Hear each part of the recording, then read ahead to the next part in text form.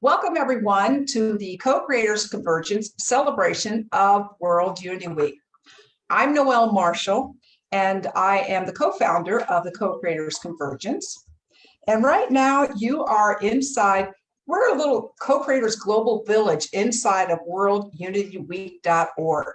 So 4 organizations went together and we said, we're going to bring the best of the best. So without any further ado, I'm going to turn it over to my dear friend, Kathy Mason, who is going to introduce our wonderful guest, Jennifer, and we'll watch our movie. The runtime is 1 hour, 37 minutes, and we'll have after talk with Jennifer, she's the star and the filmmaker, and it's a documentary. Well, welcome everyone. I am so excited to introduce you to my dear friend, Jennifer Kauffman. And I want you to know, not only are you getting a huge gift from this generous person to see this movie, which is not usually viewed for free, you are also getting to meet somebody who is a up and coming leader, world leader, I think, because she has what it takes to make things happen. Plus, she is an inspirational teacher, a speaker, a best-selling author. This woman is amazing. And what I think you'll see is we're all going through this transformational time. And if we model Jennifer, which you'll see in this movie, we will have a much happier world. So Jennifer, thank you for saying you do this. Thank you. Again, I've actually gotten to see this before. You are so welcome, and thank you and Noelle and Bob and Ben and everyone in World Unity Week for allowing me to come and be with all of you and to share the message of hope, right? I think this is what, we live in a time now where it's so important to support, uplift one another and to remind one another that, we're here to love on each other. And that's what this is all about. And so I'm excited to share my story and how I went from barely surviving to thriving and how I came to produce this film. And I now can understand why I went through what I went through, because I can help so many people in these times, to rise up and to live their best life. Well, we are so lucky to have you here. And I guess I just can't give enough accolades to you. I just think you're just an amazing being. And we need more people like you to stand up and show us the way. So thank you so much. Your name of your company, Rise and Thrive, you are a perfect example of that. So, and I just am amazed by you. So yeah. I want to say one quick thing, because, you and I met in November and we instantly hit it off. And I think that's the beauty of the times that we're living in now, is that, we have found new ways to connect with people in different parts of the world. And, I just absolutely adore you and love you. And you've been such a great support to me and helping get the film out in the world. So I can't say thank you enough. Oh, my pleasure. Well, I think we're all being asked to see the golden nuggets. All right, let's go. Happening. So, okay. Thank you. All right, we'll get started. Okay.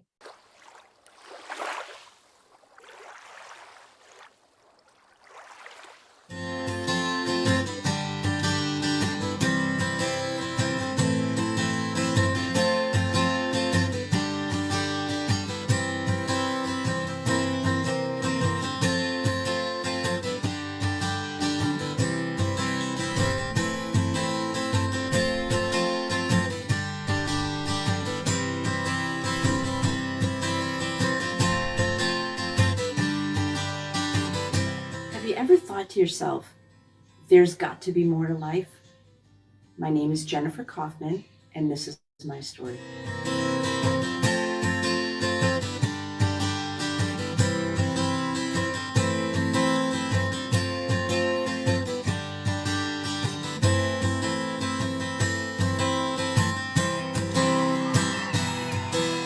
I woke up feeling so unsettled, and I didn't understand why. And yet I wanted to honor my commitment to my dear friend. I'd never been to the Boston Marathon before, never had a desire to go. As an athlete, I was in awe when I saw the disabled runners and veterans passing by. In fact, I was moved to tears. The day started out great. Everyone was so happy. The crowds were electrifying. Then, out of nowhere, there was an eerie gust of wind, bone-chilling. And then,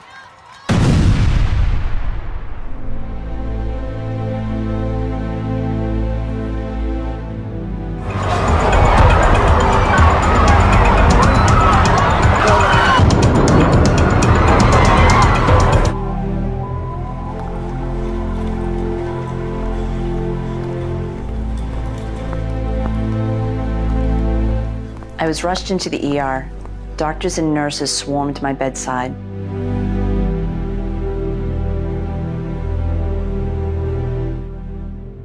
I heard a soft voice in my head that said, "You must learn how to heal naturally." I have no medical background, yet there was something about that soft voice that was compelling. Then I thought to myself, if this were my last day, would I want to spend it in the hospital? Absolutely not.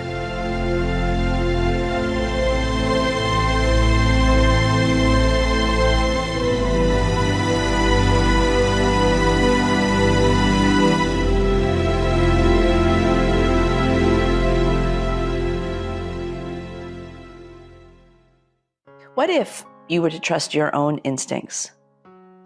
That day when I laid in the hospital bed and I heard that inner voice say, you needed to learn how to heal naturally, that was something I did not know how to do at the time. And yet there was something about that voice that was so compelling, and it was nudging me forward. Now you have to understand that the doctors and nurses urged me to stay. They wanted to admit me for more tests and to pinpoint exactly what was going on in my body. And yet I instinctively knew that I needed to leave and find a different path. Taking that very first step was the doorway that opened up, and people showed up in my life to help me learn how to heal naturally. These were people I didn't know, many of whom that you'll see in the film. It started out with chiropractic care. When I left the hospital, I could barely walk for 5 months. So I saw a chiropractor multiple times a week to help me regain my strength and help me regain my ability to walk. I had such internal injuries that I couldn't eat whole foods. So I saw a nutritionist who taught me how I could nourish my body through whole food-based supplements and just liquids alone. I embarked on working with a Chinese herbalist and acupuncturist who helped me manage my pain, so I didn't have to take pain medication.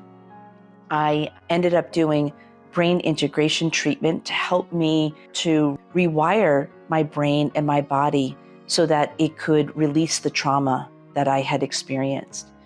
I also did biofield tuning, amongst so many other things that you will see in this film and in the next film. I want you to know that my journey and my path is just that. It's my journey and my path. There are things in this film that are likely to inspire you, and I encourage you to seek what feels right to you. Trust your own instincts. This is not a prescription of how to heal naturally. This just happens to be my journey and how I healed naturally. So I want you as the viewer to know that as you watch this movie, just notice how it makes you feel. Notice what things really resonate for you or something that you want to really learn more about, and then trust your instincts and go seek that information and see what is going to unfold for you. Now I can let go. I am free. I was desperate to get relief from sleepless nights, from anxiety and panic and pain. I mean, I had enormous pain in my body. And I also was just struggling to make sense of it all and understand it and put it in a way in which I could move forward in peace. And was scared of being touched in the beginning because everything hurt. She had swelling everywhere. She had a lot of interference, a lot of stress and trauma to her body, to her nervous system. We had to start off very slowly. Chiropractic care is about healing the body from within. With my particular technique, I use a Pro Adjuster. It uses an instrument that scans the spine and finds the subluxation, really gently percusses and taps the spine back into proper alignment so that your body can heal itself. She was doing everything for her body that she could possibly do. She was seeing so many alternative healthcare practitioners, and it was a team. It was a team effort. I don't think she could have done it with any one of us. I think it was everyone working together, and most importantly, Jen working on herself and trying to take care of herself and get herself healthy. She was able to find, through this terrible thing that happened to her, she was able to find health and healing in a holistic and natural way from so many different people, and she learned so many different things along the way that helped her get healthy. She was the one who got herself healthy. We just kind of gave her little nudges along the way. What I really feel in this spot is just the rush of the trauma through your whole system.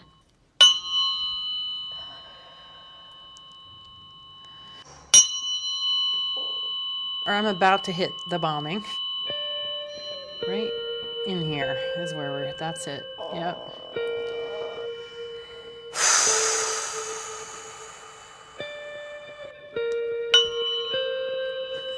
Yeah, so what I really feel in this spot is just the shatteredness. It feels like holes were blown into you. You feel like Swiss cheese. All of those memories of people screaming and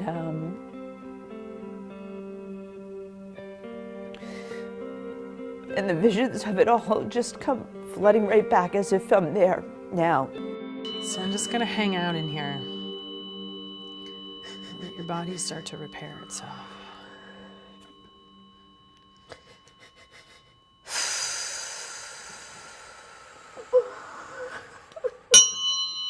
I feel like your body is holding not just your own experience of that, but everyone around you too. Which means that as you heal it, then you help heal more than just your own story too. I have felt like a burden, like a weight, just like this heaviness that I don't know how to explain.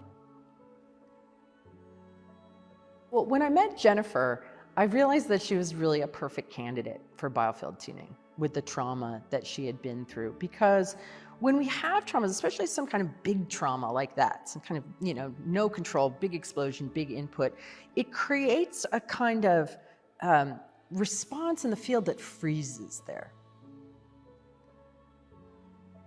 But I'll never forget coming in and finding the record in the field of that explosion and how massively she had been impacted by it. And how moving it was when we were in that memory and it was transmuting and releasing. And I remember feeling like she was healing not only herself, but so many others. Jennifer told me that after tunings that was a really big step in the healing process, was to release that trauma from the electrical system and start to really come into a place of greater coherence and healing.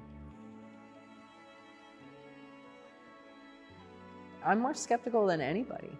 So if you're skeptical, I get it. But, just give it a try.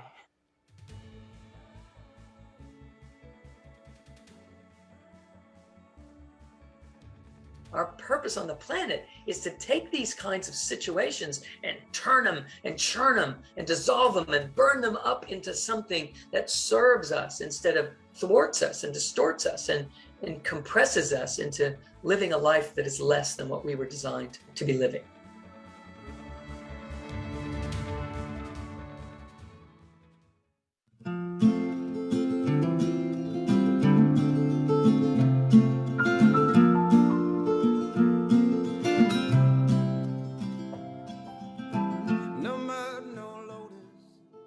I was a nose tackle. I was significantly bigger than I am now, like 60 pounds heavier.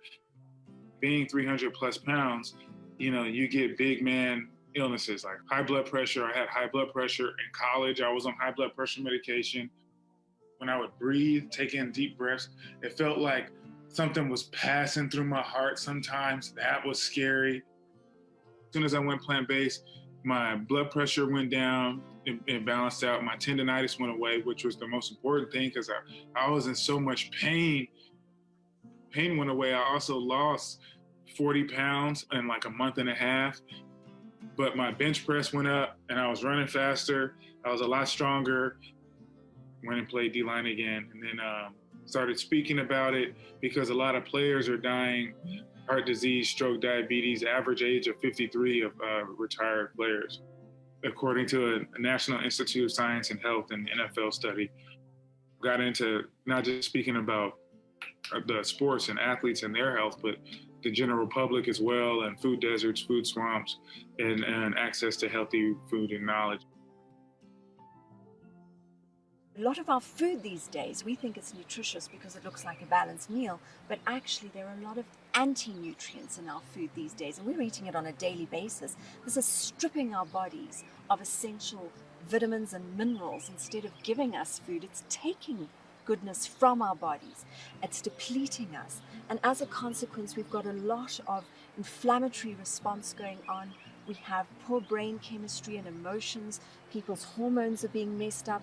Their cortisol levels are much higher than they should be. Their adrenal glands are being stressed.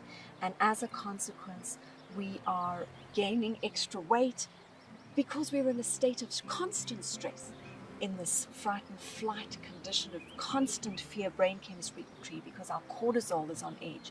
Cortisol is also incredibly aging. So when you start to reduce the inflammatory response of your body through eating correctly, we need to understand that we have a body for a reason.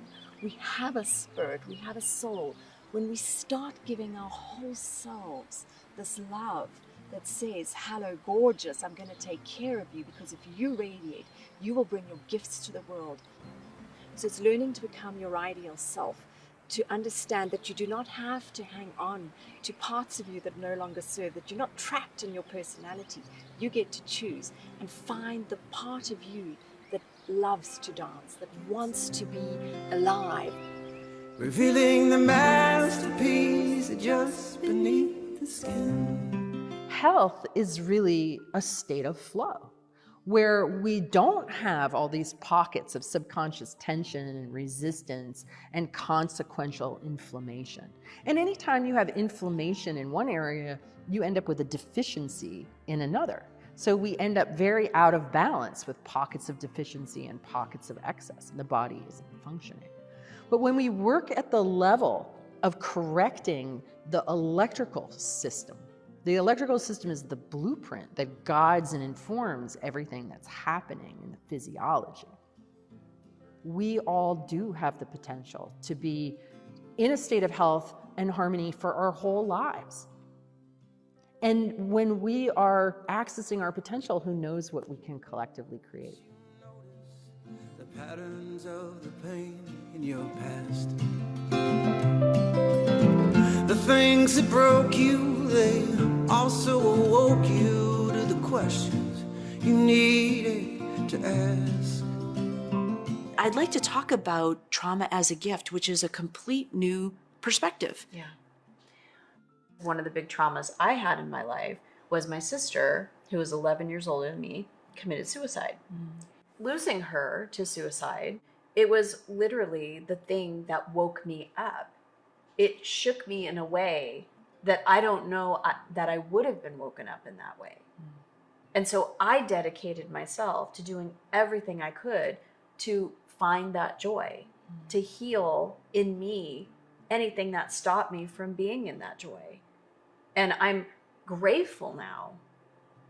Healing from that and all that had to happen, I had to get in touch with my anger and understand that that anger was serving me, because that pushed a huge anger button in me. And I had to get comfortable with feeling my anger. we're afraid to just feel and let it go. This is emotional intelligence, to be able to understand when we're having an emotion and how to manage that emotion. That's what the bombings did, was gave me the ability to get in touch with all of that anger, and frankly, it was rage, and I had to heal the terrorist within me. Yes. It's a natural emotion that when we get in touch with it and we have an ability to express it in a healthy way, we can shift it quickly, in a matter of seconds, literally. But when we suppress it, in my experience, it builds and builds and builds, and we're like a ticking time bomb. Right. So whatever needs to be expressed needs to be expressed. And the more that we suppress that, we are literally suppressing ourselves, shutting ourselves down and dimming our light. Yeah. And the key here is to stay in that vibration of love and joy, and in this moment, in the now. There's this notion that it's not okay to be angry. It's not okay to have fear. Those have been emotions that we were given. They serve a purpose. And I think that's the key, is to understand that it's all good.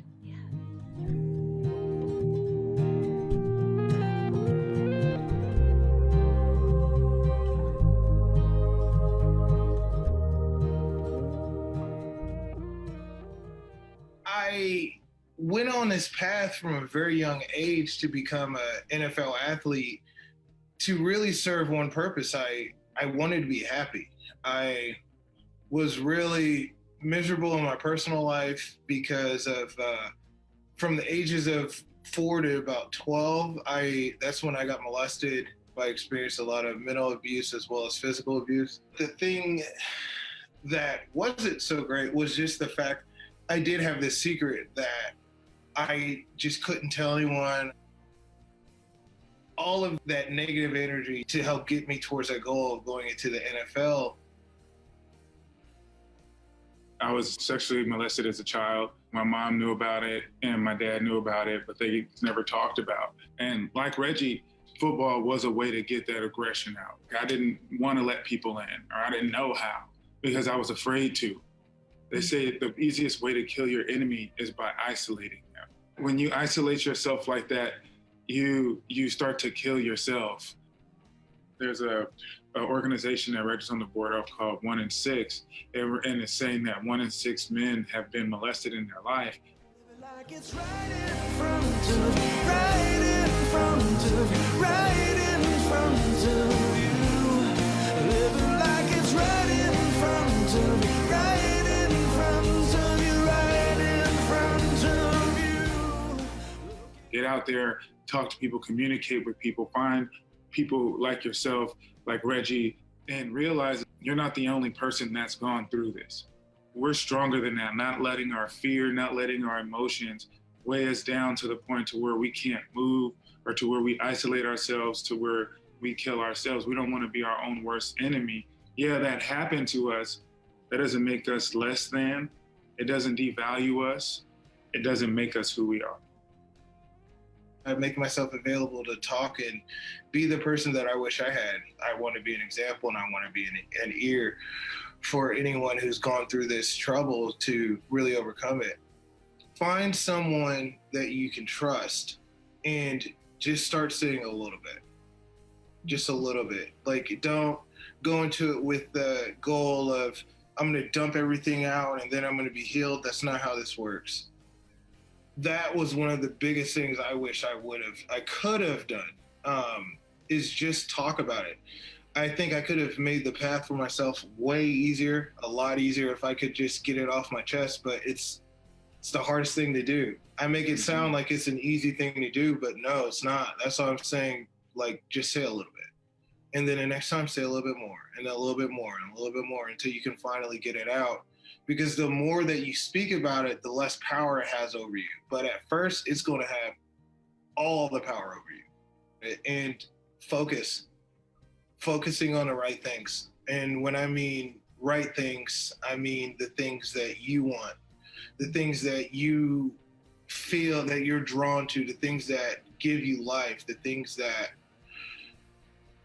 open up parts of yourself that you want the world to see, that you want to see. Focus is really a superpower. Focus is that direction that you need, that you're going to need to get you out of these dark places. What you focus on grows.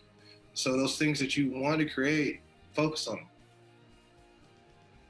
Something that was just very profound in my own journey, when I realized that I was allowing somebody to terrorize me beyond the moment. If they terrorized you one moment, that's one thing, but they have no right over your whole life. When we make that decision that I'm not going to be terrorized anymore, allow yourself to have that mental freedom, because they can trap you. It can make such a difference just deciding this is my life and they have no right over it anymore.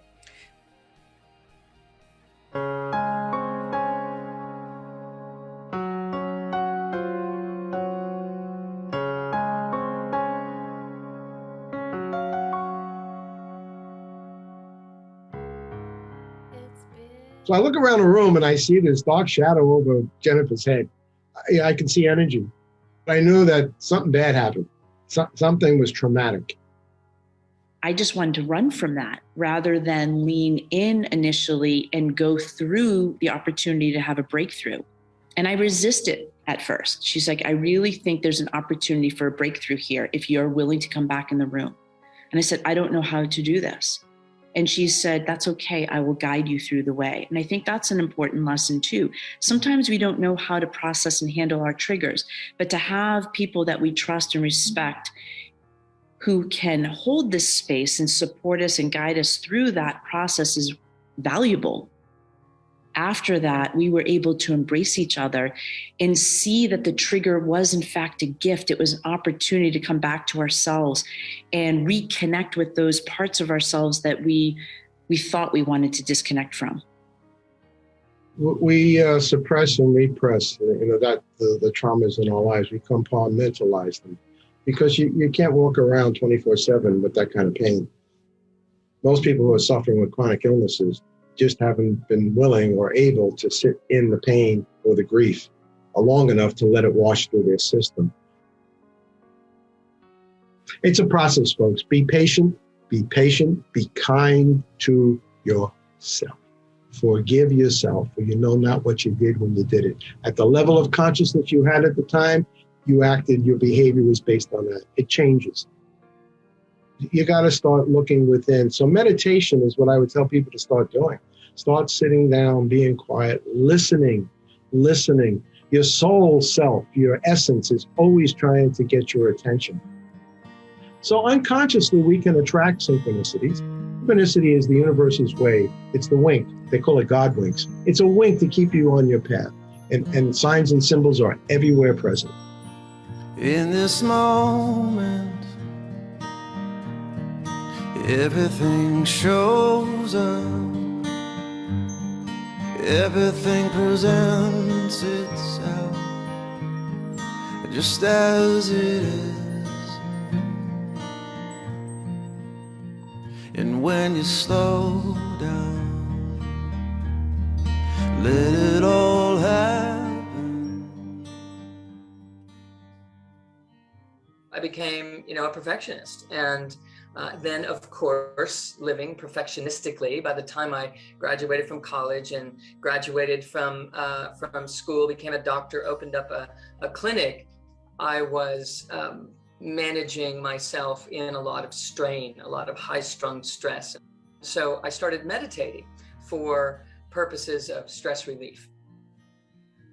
I had transcendental, multidimensional experiences that were otherworldly, that were blowing my scientific mind, because while I was raised in an environment of energy medicine and quantum science was our dinner table conversation, as I went through school, following the rules, we had to provide reproducibility and get clinical outcomes, and that was all about this linear way of thinking.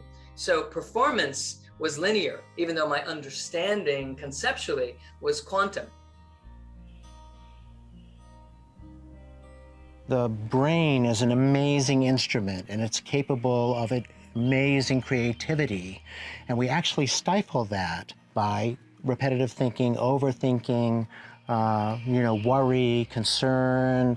And so with meditation, what you're doing is you are slowing down. You are decelerating the brain activity.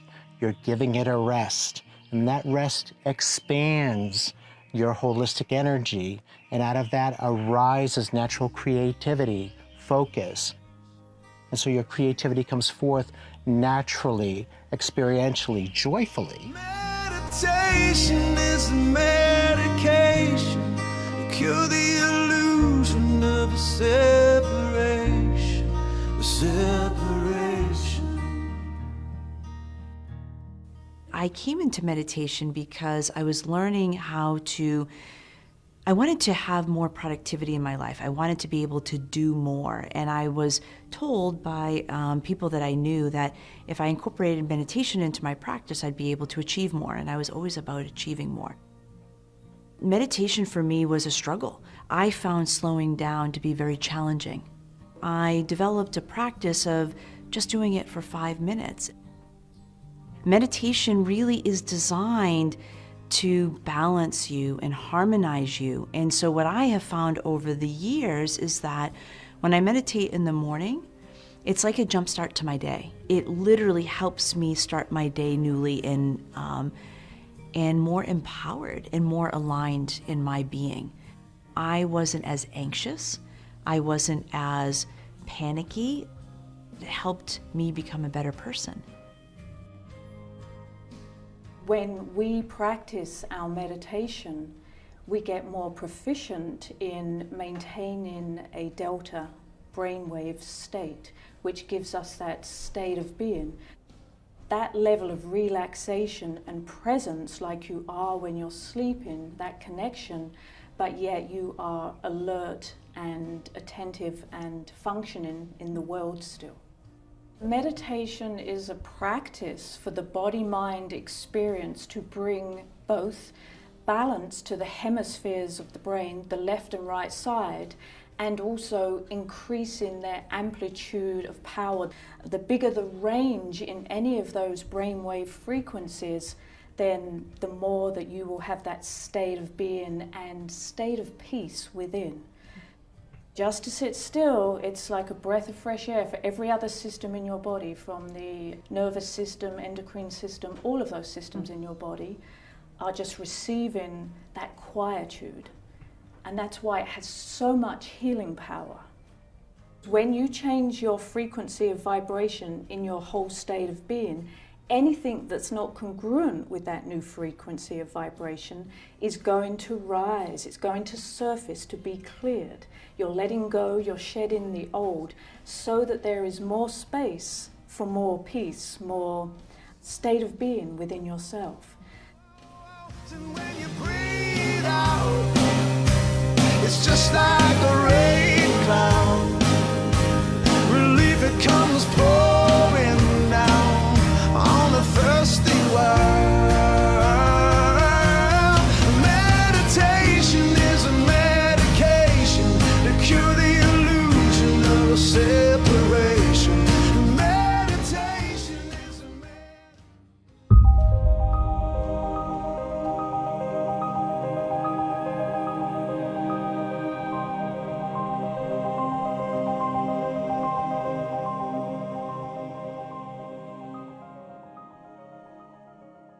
We connect by not trying to connect.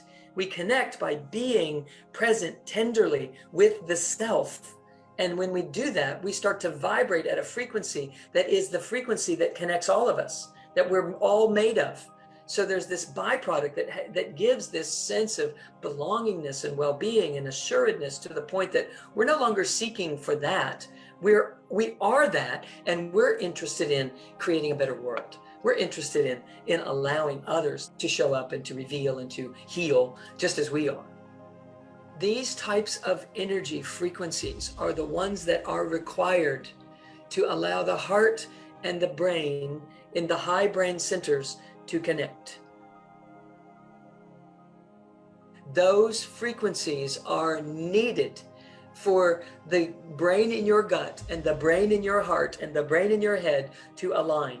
That's the common frequency. The energy that those dispositions cultivates is the vibrational frequency that is required for the trapdoor to open and for this illumination to be able to embody instead of just being a theory. It can now slide down into the body fully, and we can live as this energy being that we truly are. It isn't just that we attract better things into our lives when we do this. Those better things were always there. We just couldn't perceive them. Through these vibrational frequencies, we begin to see a world that was just sitting there waiting for us. You won't do it with your mind alone. That's why you can't when you can't. You'll do it when the mind and the body and the breath and the heart energy are interwoven so much that they're unified again.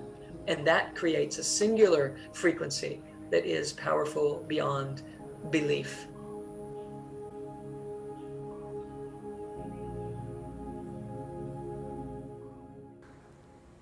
What happens when you balance and align your chakras constantly is your life begins to develop a different flow. The balancing frequencies are a medicine that immediately brings you into alignment.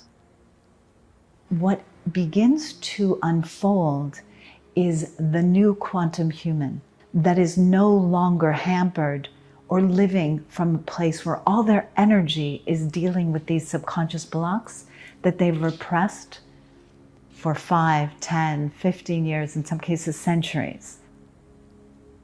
As Bruce Lipton has very carefully stated in his book, that it is impactful on a cellular level, that sound and sound frequencies are roughly 100 times as powerful as supplements and pharmaceuticals. They actually have direct impact on the cell. Your cells are always eavesdropping on your thoughts. So if you have a barrage of negative thoughts, it's estimated 85 to 95% of human thinking is negative. Your cells are going to be listening to that and distorting your actual human experience. In our very simple software, you are able to decode some of the deepest blocks that you have carried and suppressed in your subconscious without going to the story. NASA scientists showed us that going into a therapist's office and telling the story, she actually showed us the brain image where it became encoded in the brain, it became stronger. An effective therapy, like sound, is that it's a loosening effect. It is actually going to the cause and releasing it through the use of vibration. So it's vibrating out this deeply held subconscious pattern that you may or may not be aware of. Sound is the medicine of the future, according to Edgar Cayce and many others. It is the way to vibrate out, or the loosening effect of the patterns of PTSD, depression, anxiety, without any side effects other than lightening the load, freeing you, giving you a new way to live.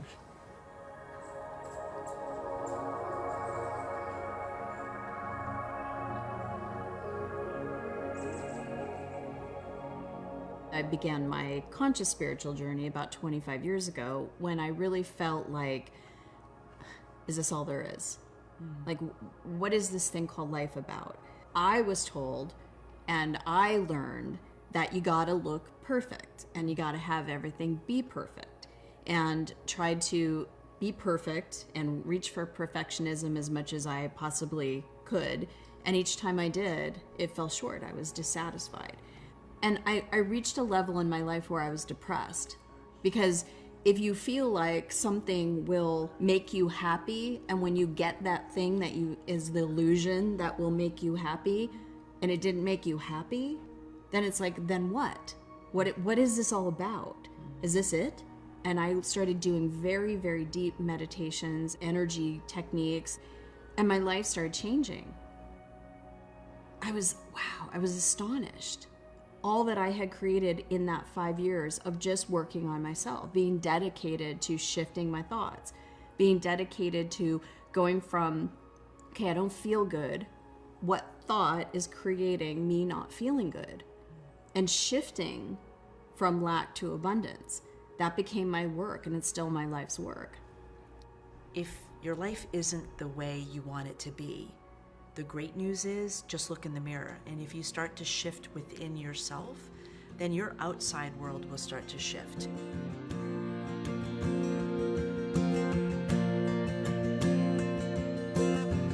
If you want to go fast, then go alone. If you want to go far, you better bring somebody else along. I wanted to face my fears and return back to the 2014 marathon. This time, I wanted to walk as far as I could. I managed to make 9 miles with my dear friend Charisse and my doctor, Dr. Christina Scott. It was actually a huge miracle, especially because of the fact that I couldn't walk normally for the first 5 months after the bombings. As somebody who's been so independent and doing things mostly on my own, was an executive in corporate America, and I had teams all around me and stuff like that. But this experience was different. You don't just get up one day and go, hey, I'm going to go do 26.2 miles. That's not how it works. You actually have to commit. Mm-hmm. You have to train. Not only train, but we opted to fundraise because it was important for me that we give back and that we pay it forward and that we help one of the firefighters whose sister battled with lupus. If we're going to do something, like let's go all in. I don't even have words to describe it.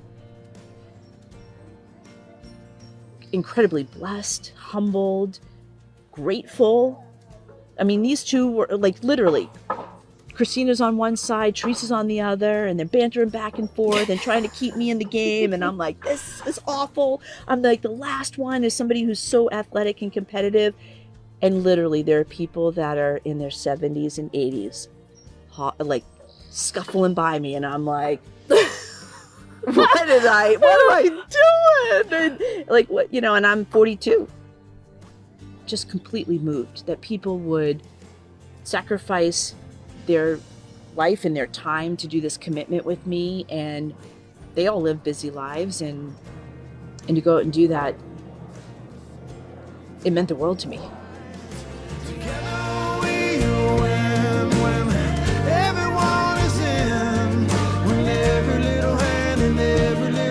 Touches every little piece and every little part. What's inside of you is inside of me.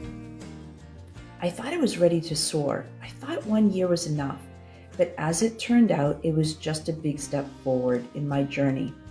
And it wasn't a straight line. There were twists and turns and ups and downs.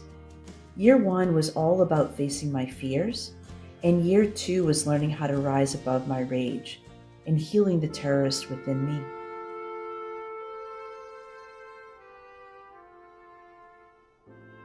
Overwhelmed with rage and my body still in so much pain, I couldn't see a way out of the hellhole I found myself in. I was driving to a family event and the thought crossed my mind to end my life. As this thought flooded my mind, tears were streaming down my face. 2 images came next, the first of my mom and my sister. I justified to myself that once we were reunited in heaven, that they would surely understand. The second image was of my 2 beautiful nieces, who were just 6 and 8 at the time. Sobbing, I realized I can't justify taking my life. This turned out to be a pivotal moment when I chose to live, to do whatever it took to rise up from that very dark and scary place.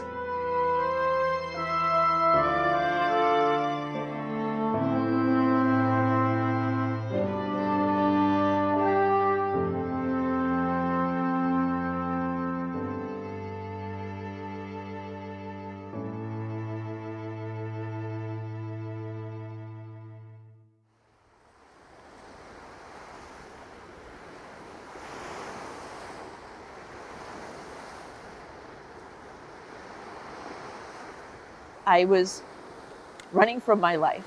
doing everything I could to not face myself and face my past, which was not so great at times. And yet here there's an experience that brought me back to a place where I had to stop.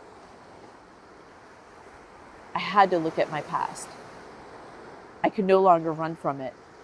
And what I realized was, I thought running from it, I'd be able to outrun it someday. And I realized after years and years and years, it never worked. And so this experience gave me an opportunity to do something different. What if I had to face my past? What if I actually had to look at those moments of my life that I had so much regret and so much shame, so much guilt? And I had to feel it in order to be able to let it go so it no longer had a hold on me. And that's when the real healing happened. When I went inside and went within and started to deal with that stuff that was hard. It was hard to face it. It was hard to live it. The emotions that came through were awful. And yet, every time I'd go through that experience and I'd allow myself to feel those feelings as raw as they were, I felt a little bit of peace on the other side of that.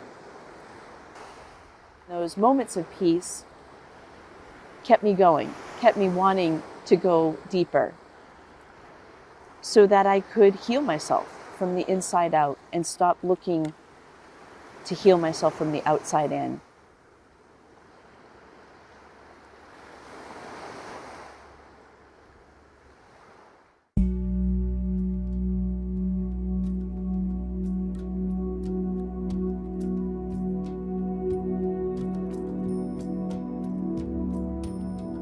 And I remember during this experiment, and I had walked by a mirror and paying attention to my thoughts, I think I had about 10 cut downs, 10 criticisms of myself in that mirror.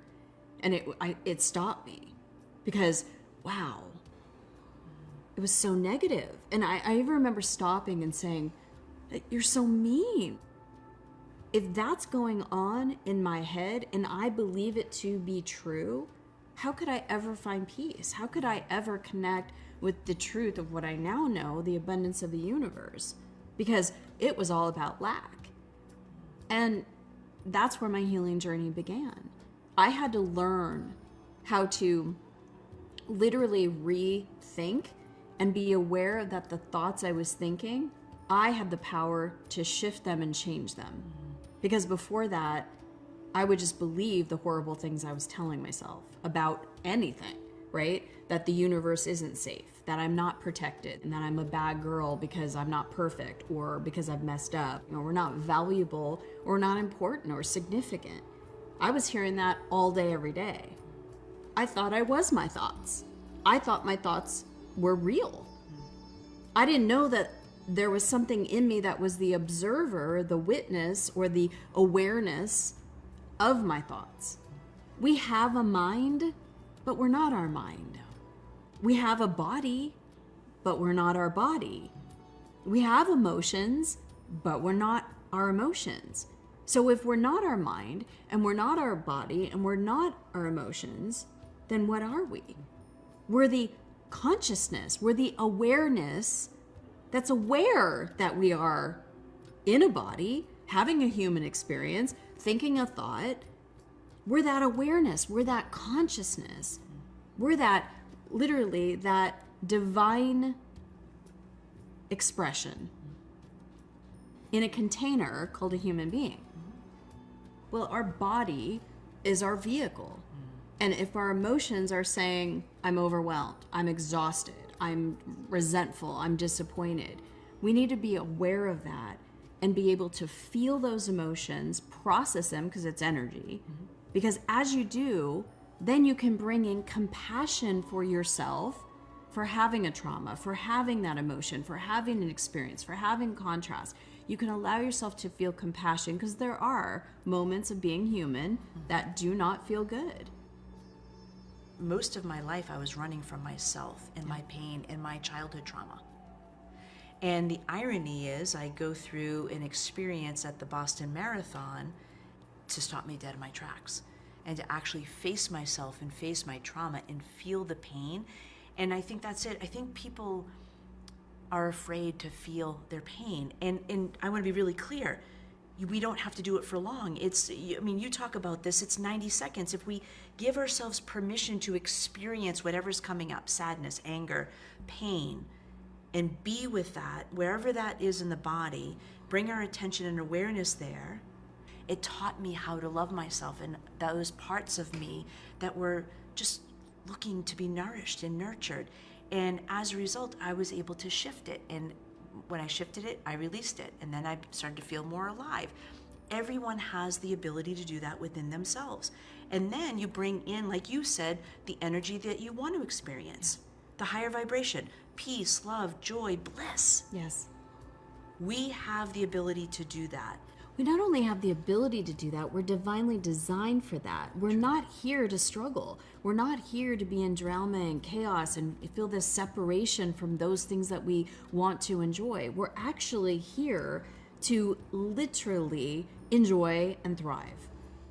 But all emotions are important information for us to know about ourselves, to be able to literally take any contrast and shift into what we do want. We decided when something happened in our outer reality, we decided how to perceive it and said, that's bad, or I'm not enough. It was a decision.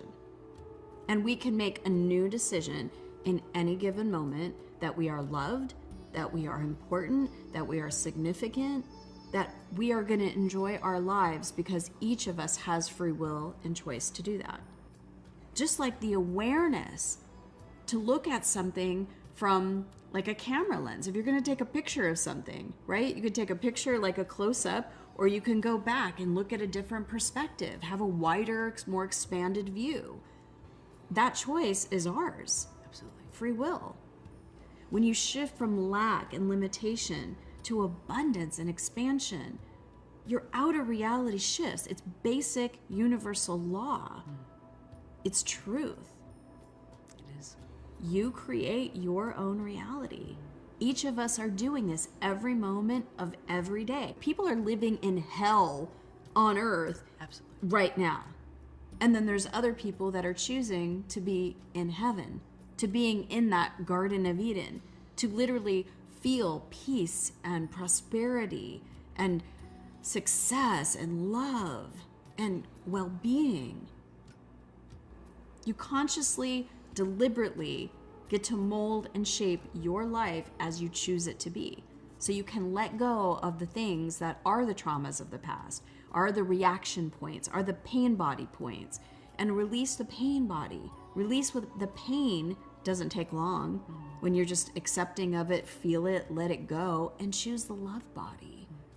Choose to be in love. Choose to be in light.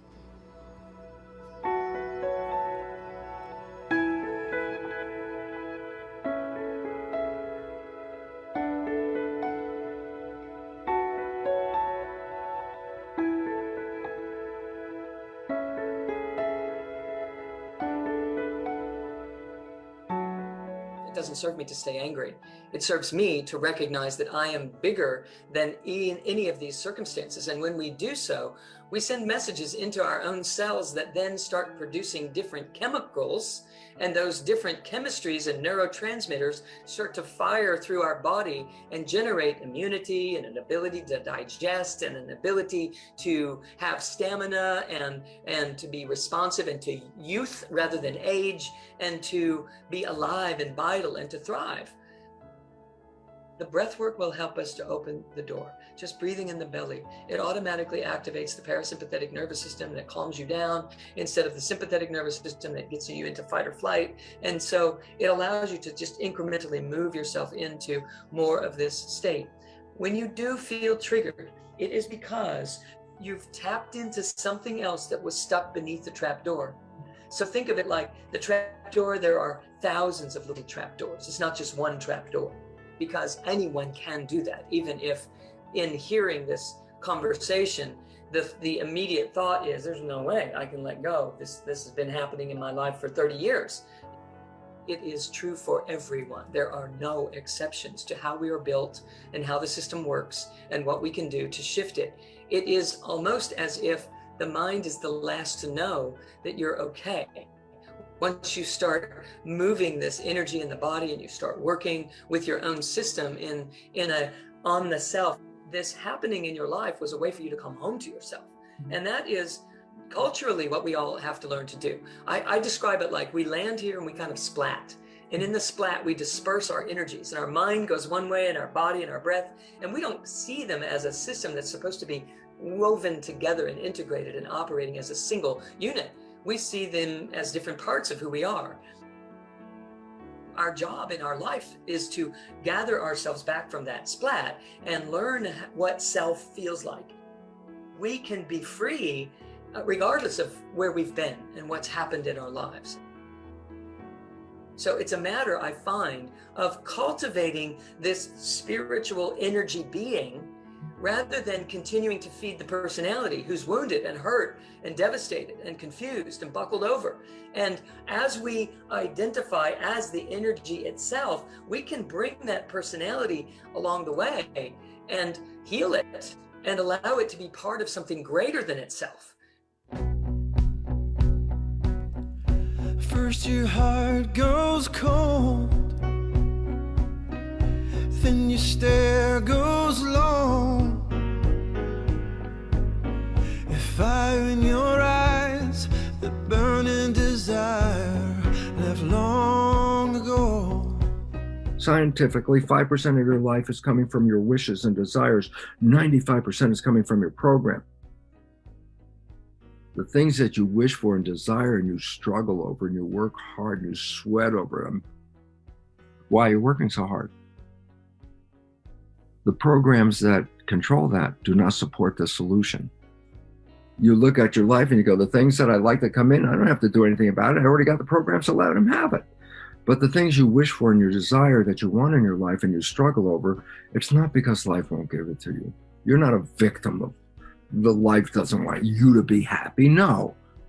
95% of the day you are sabotaging yourself with behavior that you cannot see. And that behavior is reflected in the inability to get to where you want to go. That destination, be it relationships, health, good job.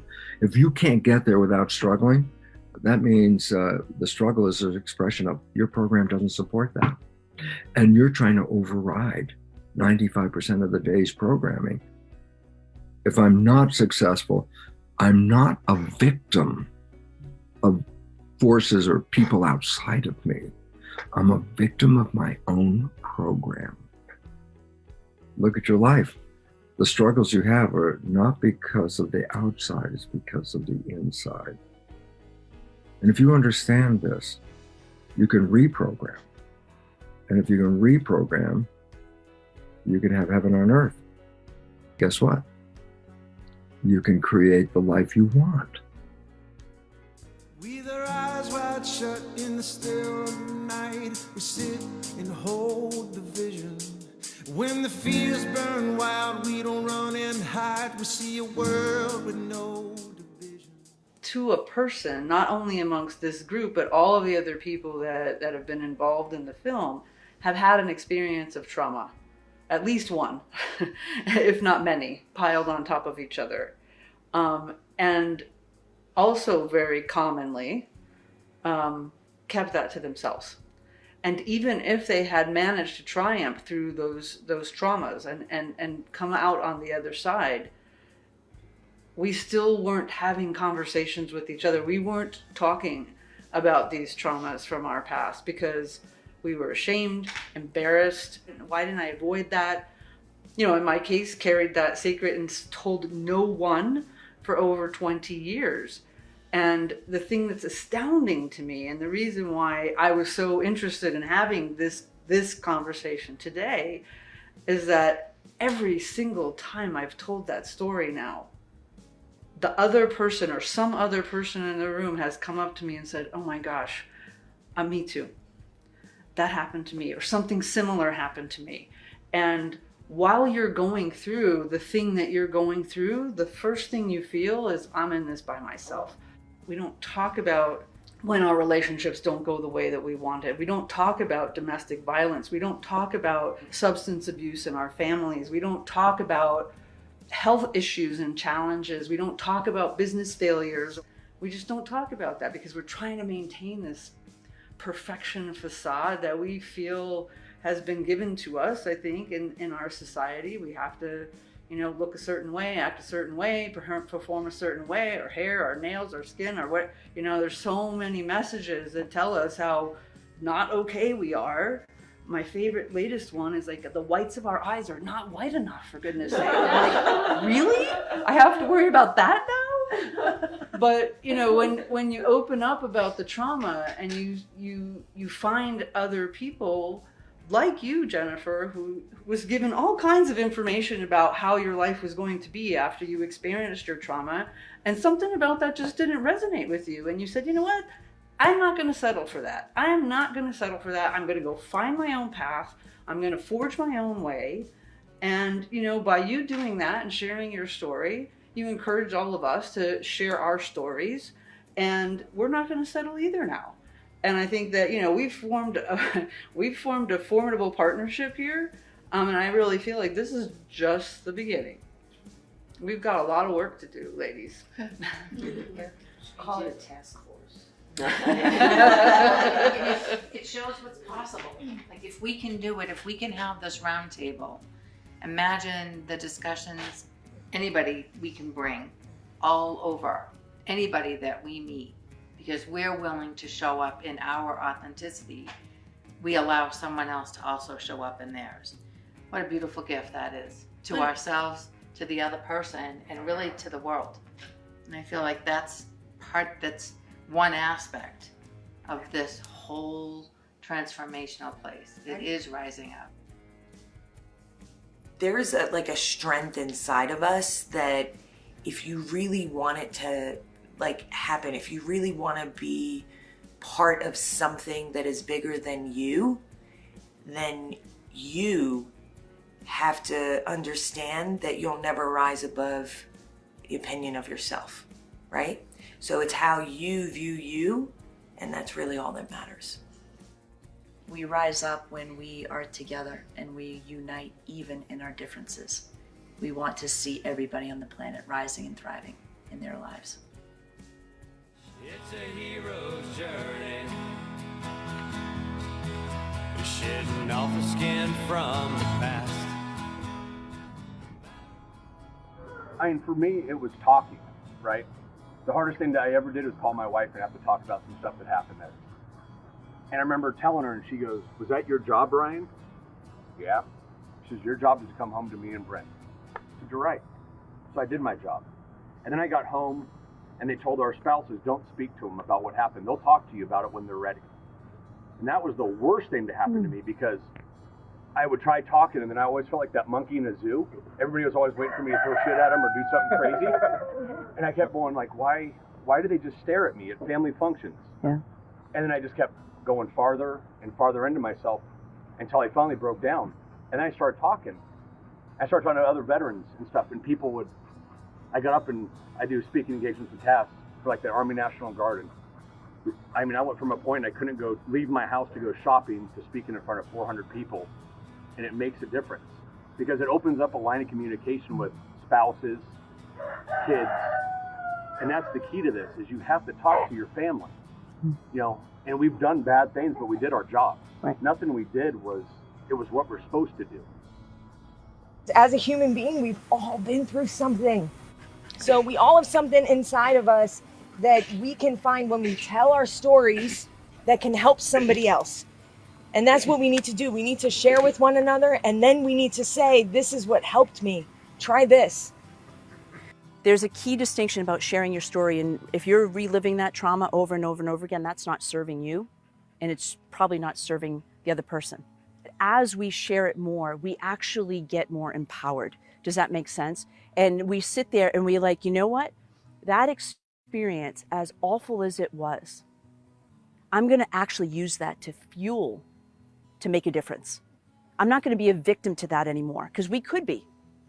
We could be a victim of that if we choose, of any trauma, right? But instead, if we can actually shift it and take that and go, okay, well, how am I going to take this and make a difference? And just by speaking up, you save a life, right? And so just be vigilant about what it is you want to, what purpose and what it is you want to contribute back, so other people don't have to suffer and go through what you went through.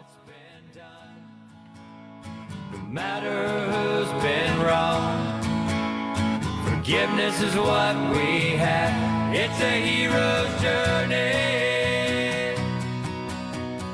No matter what's been done.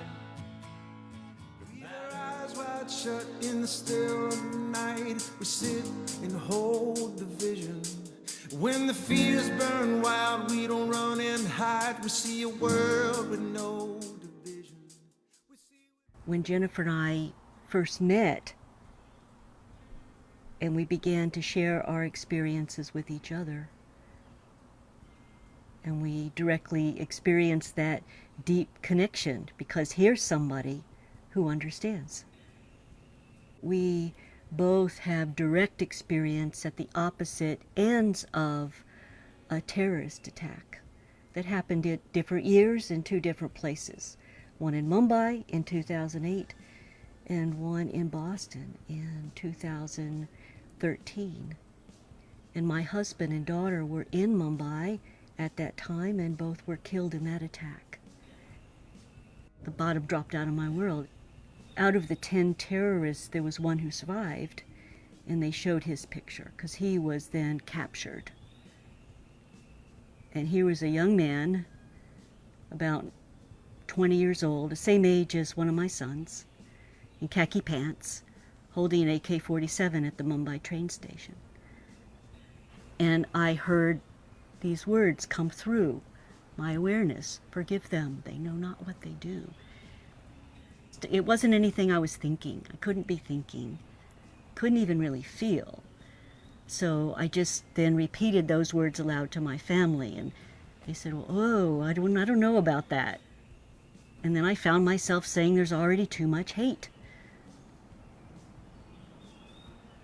We have to send love, compassion.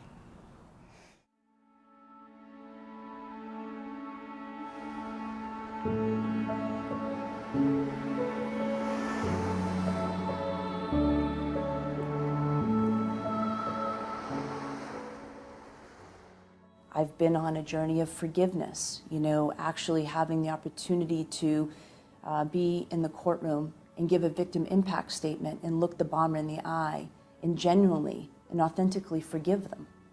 And that's something I'm not sure I would have, realized I would have done. If someone had said to me, gee, you're going to go through this, the most horrific event in your life, and you'll have an opportunity to forgive, the bombers that did that to you, I probably would have said no way. But what I realized was forgiveness wasn't about them. It was about releasing me from being a victim of that. I never viewed myself as a victim. I've always viewed myself as a survivor, but I still felt attached to that experience. I had a lot of rage and anger that I had to work through.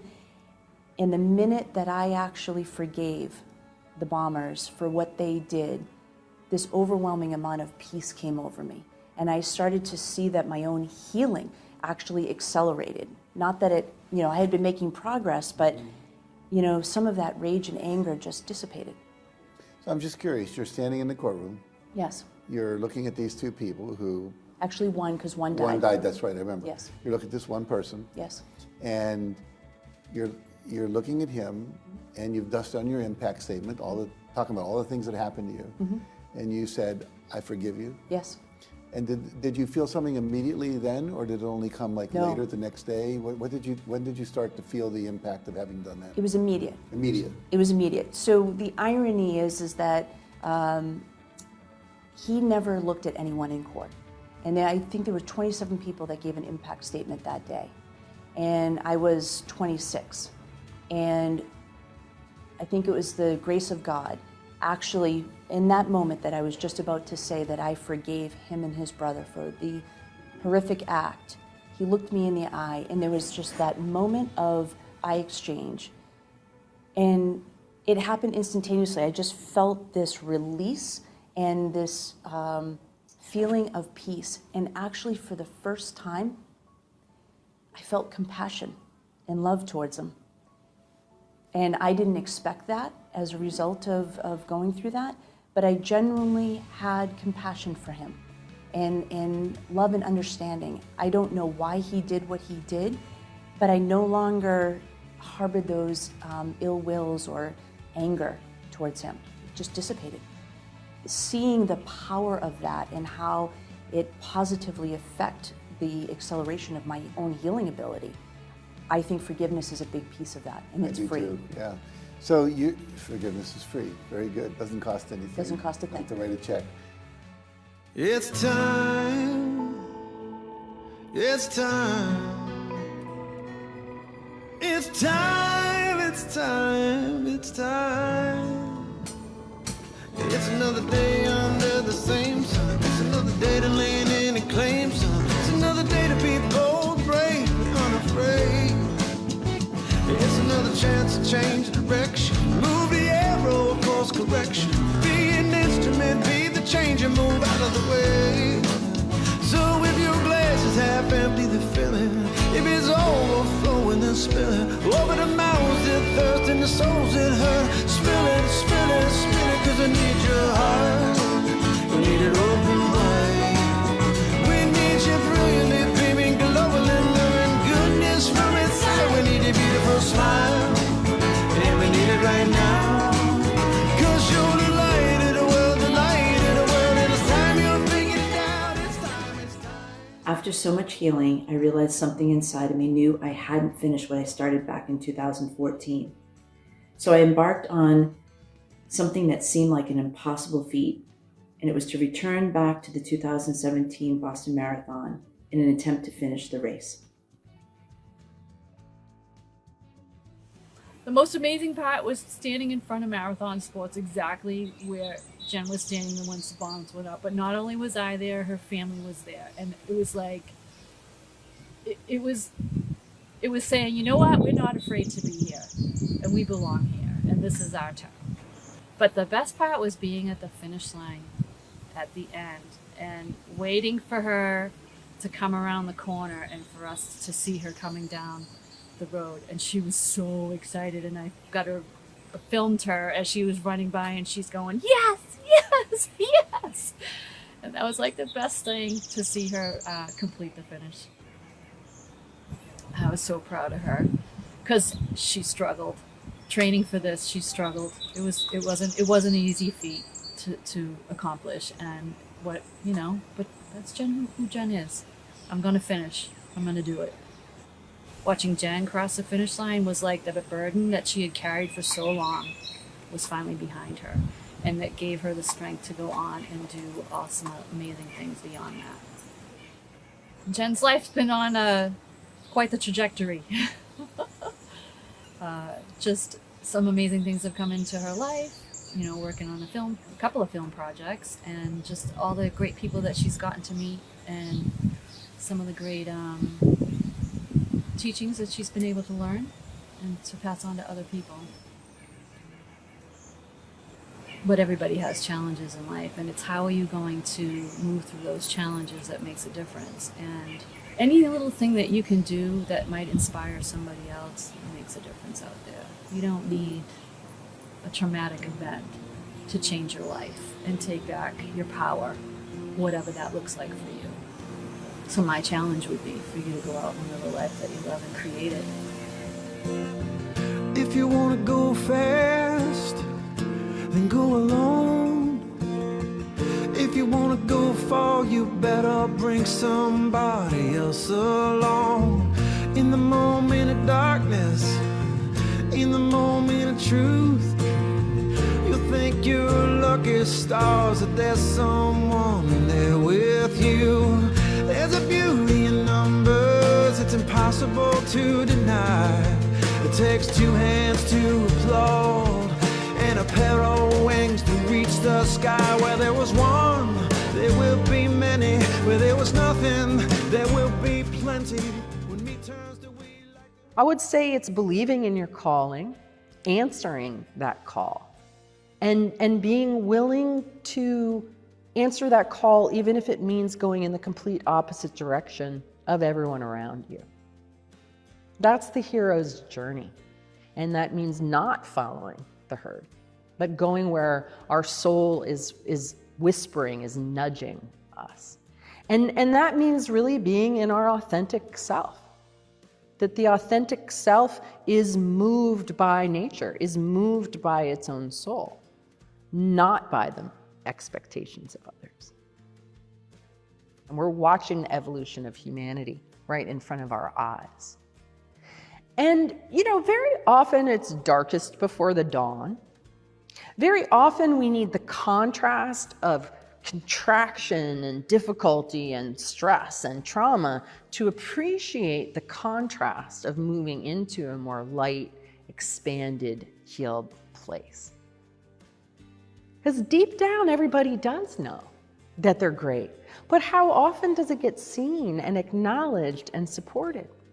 We've learned to use our power, the power of our own word, for example. Many people use that to attack themselves. It's really been my observation that we've been sort of trained to have an inner critic and an inner judge. And so instead of using the word creatively as a superhero to make yourself to be all that you can be so that you can have impact for good in the world, right? Because that's what superheroes do. They're here to impact in a positive way. And how are you going to impact in a positive way unless you accept the truth of who you are and really allow that? And so I really want to invite people into that place and know that yes, you're a superhero doesn't make you better than anybody else, because we're all superheroes. We're all on an even playing ground here. And we're all superheroes in different ways, and that's the beauty of it. And the world needs you to be the superhero that you are. Together we rise, together we thrive. We believe in circles, 'cause circles take no sides. Together we win.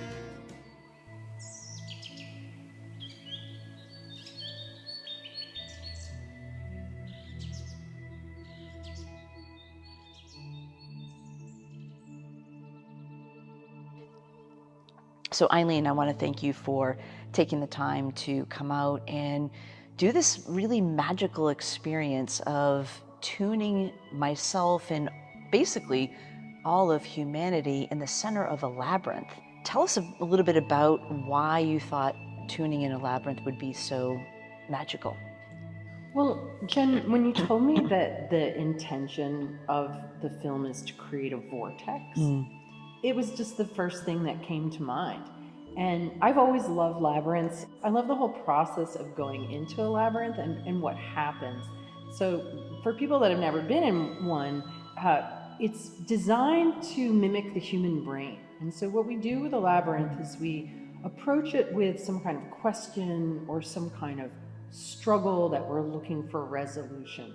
And then we walk along the path. And what's so interesting about it is just when you think that you're getting close to the center, it kicks you back out, like all the way almost to the very outside before it brings you back into that center. And I find that that's such a great metaphor for life. Because there's so many times when we think that we're almost there and then all of a sudden we find ourselves so far away. We're like, what's this with this one step forward, two step backward thing? But in the labyrinth, you come to the center and you open to receive whatever answer or solution is going to come. And so the thought of doing a tuning on you in the center of the labyrinth to really help, for me, I feel like it's really about connecting to nature. That the simplest and most profound medicine that is available to us is surrendering to nature. And going out in the woods and quieting the mind and standing barefoot on the earth and listening to the birds and just going into that state of being. And we have so many different obstacles in us that stop us from really able to just be fully present and surrender to nature, right? And some of those came up while I was working on you. As you were tuning me, I could feel places where the energy was stuck, right? I could feel this resistance. We would talk through that a little bit, and then I would feel it shift. I could also feel at one point you were doing quite a bit of work around my heart. I felt this kind of knot in my stomach, and you picked up on it, or the tuning fork picked up on it, and I felt this connection between my heart and really my womb area, which is fascinating, right? Because here we are, I feel we are evolving, and I feel like we're going through a rebirth process. And so we're transitioning out of our victimhood, our traumas, our wounds, if you will, and tapping back into our authentic selves. And that the way that we heal the world really is by healing ourselves and feeling worthy of bringing ourselves to a state of high voltage, of high coherence, of high energy, because you have that potential and you're worth it. And when you do that for yourself, you do that for everyone around you. A rising tide lifts all boats. It just does. We want everyone to feel free. We want everyone to feel that potential, because they can. When I do that inner work, there's this greater expansion that happens. And in that expansion, my experiences, I experience more bliss, more peace, more joy, more love. And it doesn't matter what's going on in the exterior world. And the way I look at it is that is my contribution back. You throw a pebble into the pond and you see this ripple, right? Well, what if we choose to be the ripple of bliss? And then everybody in our environment and in our surroundings get to experience that too. And if they ripple bliss, I believe the world can rise up from the turmoil and the chaos and transition into this state of harmony and bliss. I no longer refer to things as transformation. I call it blissformation. What a great word. Our bodies are actually built for bliss. We have all these pleasure centers. We have all of these senses and ability to appreciate beauty and harmony and deliciousness. So why wouldn't we set that as our goal, that we experience bliss?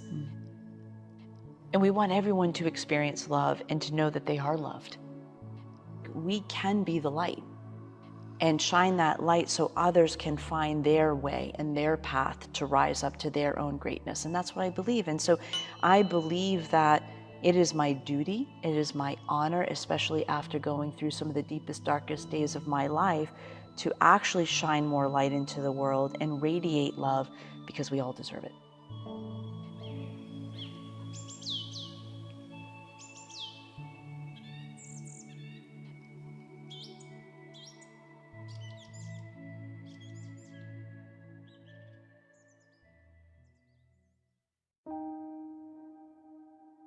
I came across channeling during my healing journey, and most recently working with Christy Whitman and Christina Hill. And what I have found is that channeling is tapping into higher realms of wisdom and insight. And even though it seems really far out, and trust me, it did for me in the beginning, I have found tremendous healing and insights in working with both Christy and Christina. And so I encourage you, as you listen to this next segment, to just notice how you feel. Your mind is probably going to tell you this is crazy, this is woo-woo, this is far out there. But if you can actually put that aside and just notice how it makes you feel, listen to the words that they speak, and notice the insights that they're giving to you and how you too can rise up from adversity and trauma and live a life where you're thriving and experiencing bliss and peace.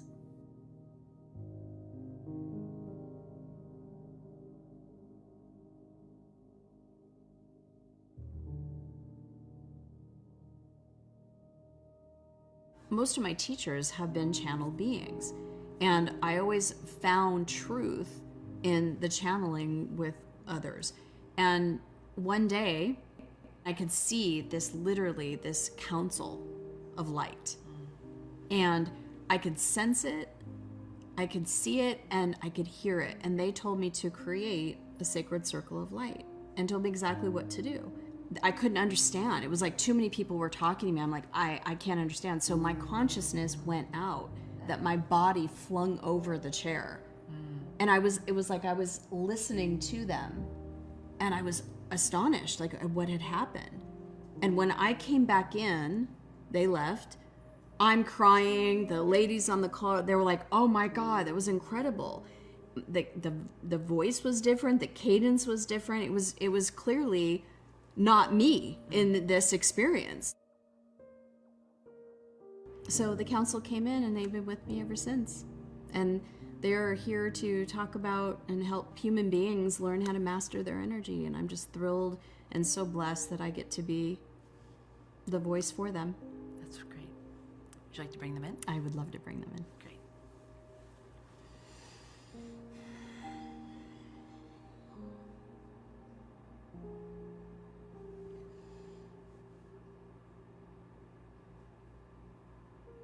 We are here.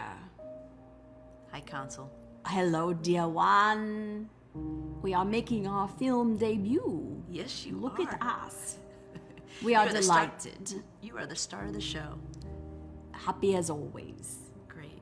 I'd love to ask, what words of wisdom do you have for people today, and how they can evolve in consciousness and rise up and live a life of their dreams and thriving?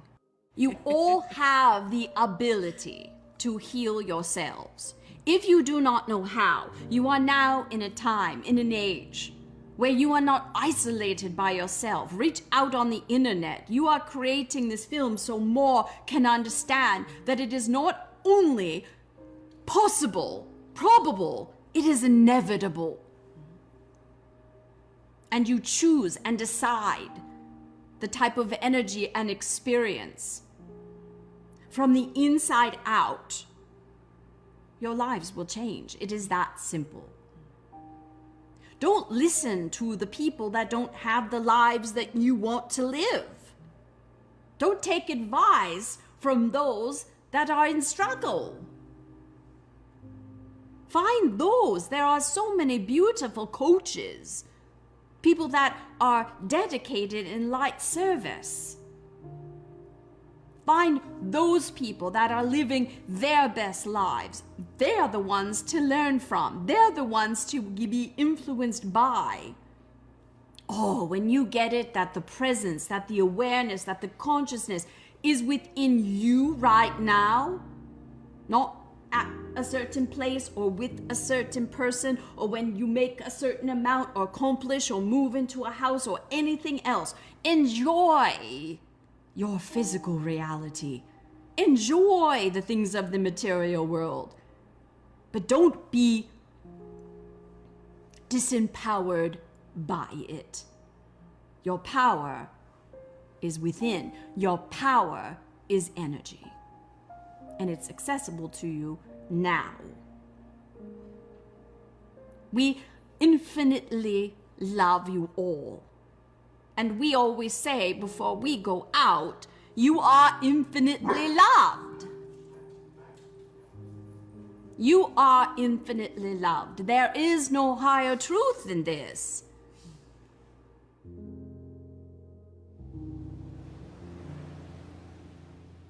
No matter what our past or situation or what we're experiencing now, it is possible to transcend that. The possibility of healing from trauma is absolutely real. It's pulsating.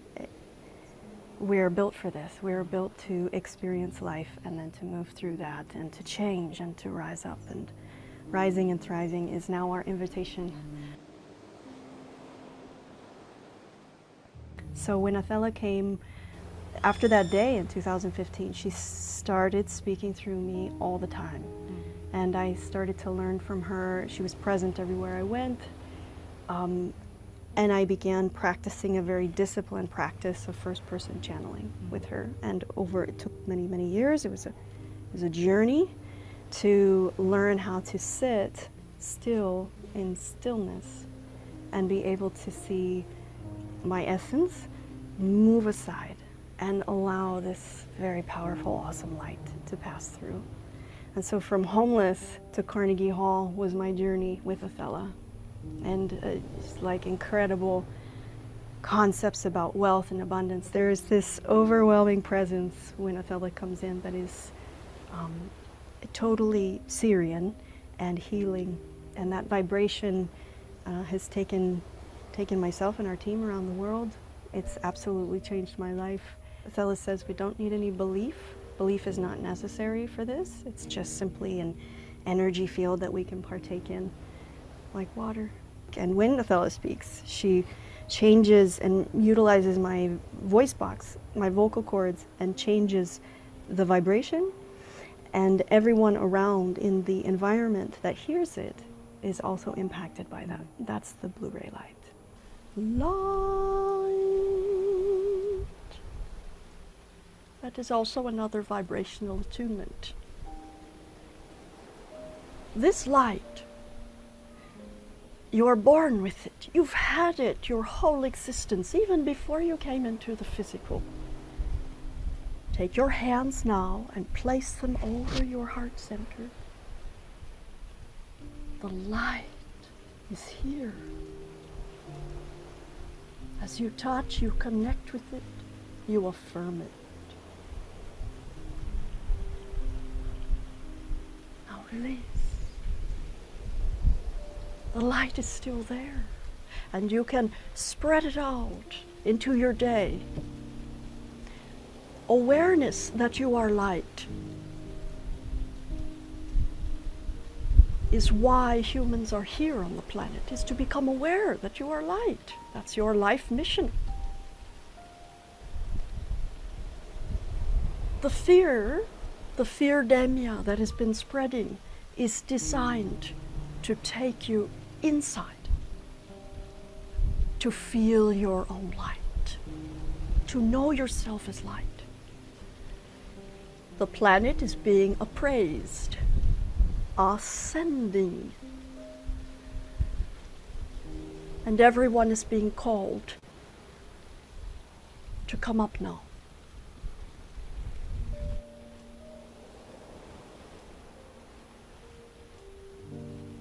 This also means there will be less and less racy thought consciousness. There will be more light illumination. And that is a feeling. You are all feeling it now.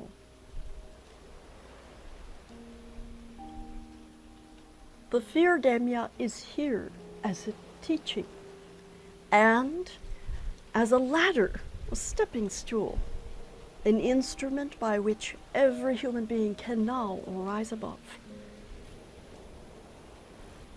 You are being called to face a fear that you cannot even see. It's testing you on levels of your spirituality, your togetherness. That the reason for all of the trauma and all of the loss was to learn about freedom.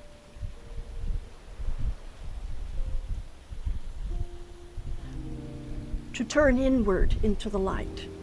What every human now is being called and asked to do is to hold the light. For your energy, your attention to something is atomic, and whatever you put your attention to is going to grow. Instead, place your attention on health, seeing yourself and others in total health. Speak it, sing it, listen to health affirmations. Write affirmations on your water glass and then drink it. Speak to the children about health, how happy you are that the planet is healing. See yourself in health. I hold you in health vibration. Hold yourself in a vision of health. This will spread, and it is the only cure. Consciousness is now being renewed. There are two options. You can continue to be in the fear, or you can rise above. This film is an opportunity to drink from the nectar of light and to change. Begin with sitting with yourself quietly every day.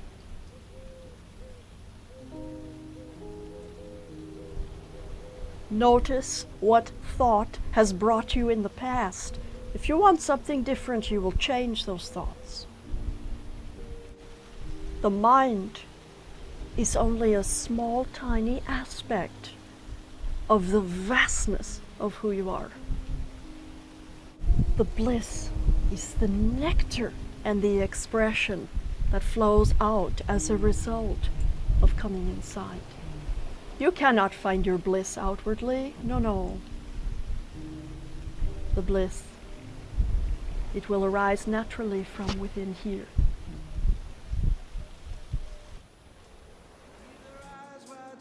In the still of the night, we sit and hold the vision. When the fears burn wild, we don't run and hide. We see a world with no division. So my journey of rising up was not easy, and yet it's the most rewarding thing I've done. If you had said to me that I would live through a terrorist attack and then find a way to rise up from that experience all naturally, something I did not know how to do before, then go on and be featured in a best-selling book with Jack Canfield, be interviewed by Jack on Hollywood Live, to receive a Quilly Award and be inducted into the National Academy of Experts in Best-Selling Authors, to actually producing 2 Emmy Award-winning films, to then later go on and create a first ever Broadway show with Rudy Rudiger that we won Telly Awards for. And now, actually directing and producing this film, which is part of a series. I could never imagine having been able to do that. And so what I want you to walk away from is that in the beginning, I didn't believe I could do all this, but I was blessed to be surrounded by such amazing people, many of whom just came into my life after the bombings took place. So I invite you to actually ask yourself, is it worth rising up from whatever adversity or whatever trauma that you may be dealing with so that you too can live your best life? If I can do it, I promise you can too.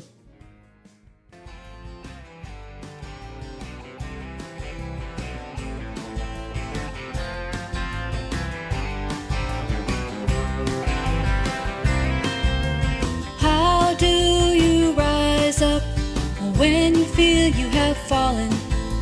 Trying to solve all of life's problems. Answers come when you notice the signs. They're all around you. Let yourself thrive. Love heals your heart. Let it be your master. Love yourself first. You are your own romancer. Rise up to your bliss formation. Rise up to your powerful transformation. Rise up, let go of the trauma. Rise up, you have the power to be strong. Rise up, how do you rise up and triumph over your triggers? Balancing the waves now, making them bigger. Let inner peace lead you, you know the way. Be the love you need, your heart will be okay.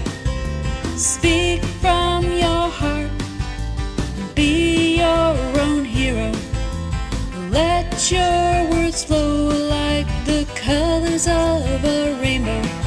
Rise up to your bliss formation. Rise up to your powerful transformation. Rise up, let go of the trauma. Rise up, you have the power to be strong. Rise up.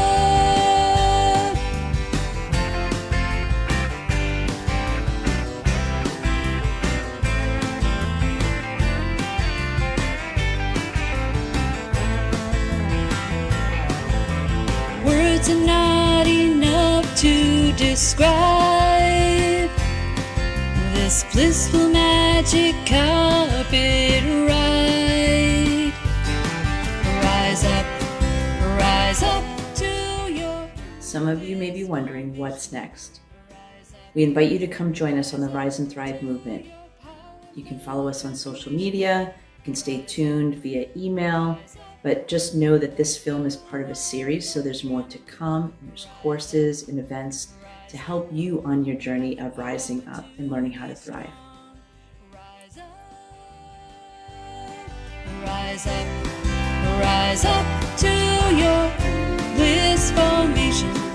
Rise up to your powerful transformation.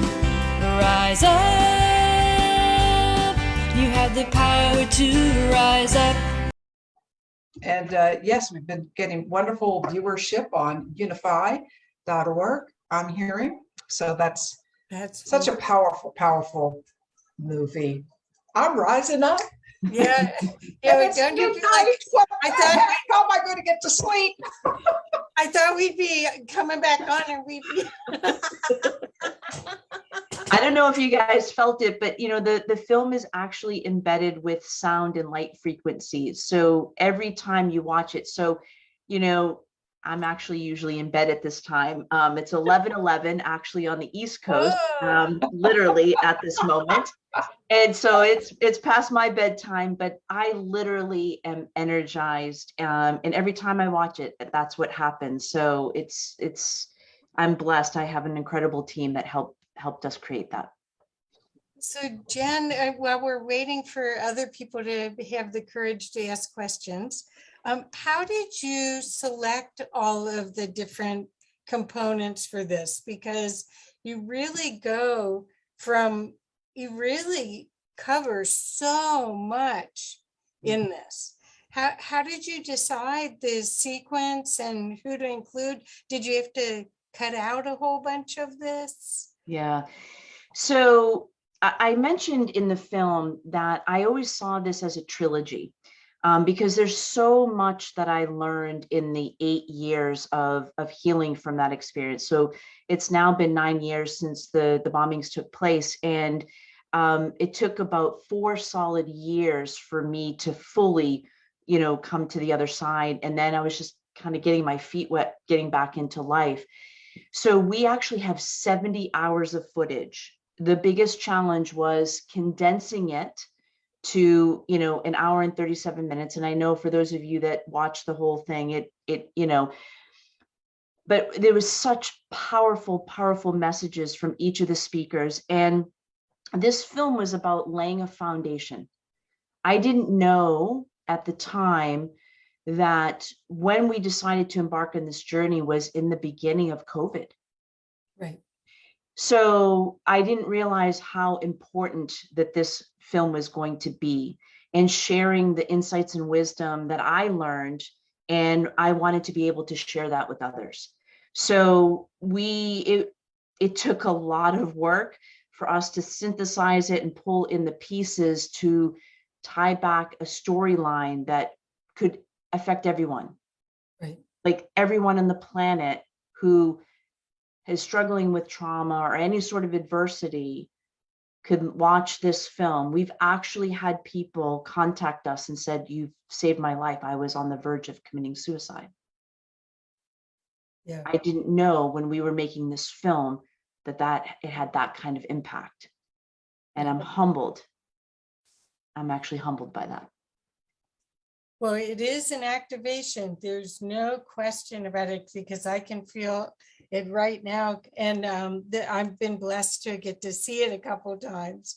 So, and I mean, having Jack Canfield in it and Dr. Sue Morter and I mean, these healers. And then you were brave enough at the end to include Chandler's, which, I mean, up until then, it was pretty much maybe accepted the new mainstream, but on the way to the alternative healing part was still not generally understood. But then you went all the way. What made you include the channeling? I really thought it was a pivotal and important moment in our history to start to open up to there is a whole nother dimension of reality that we all can tap into. And I will say, listen, I am the biggest skeptic. I thought when I first stumbled on channeling, I thought, what on earth is this? Right. And I wasn't raised that way. I was not, and so I had to actually challenge my own beliefs. But something felt different. So even though my mind was saying, this is absolutely crazy, this is far out, what the heck are you getting yourself into? I felt something in my body that is hard to articulate, but it was like pulling me forth and calling me in and getting me to go deeper. And as I went deeper, I would transcend and I would literally experience bliss on a more regular basis. And that is the opportunity. We can delve into that at any moment in time. It's simply a choice. That's so cool. So I wanted to, now I will have, this is the beauty of being a director, because I had a lot of my team did not think it was wise to go there. And it was a risk, but the truth is it really paved the way, because the next film, which is called There Is More to Life, is a deeper dive into showing people how it is truly, truly possible to thrive. And I know a lot of people out in the world today, not everyone necessarily listening here with us in this moment, but so many people are like, thriving? How is that possible? We've spent the last 2.5 years dealing with a worldwide pandemic, right? We've had wars going on. We've had all of this turmoil, but it's simply a choice. We can choose to stay in that paradigm, which is a lower frequency and vibration, or we can choose to live into higher realms and dimensions. And it's a single choice.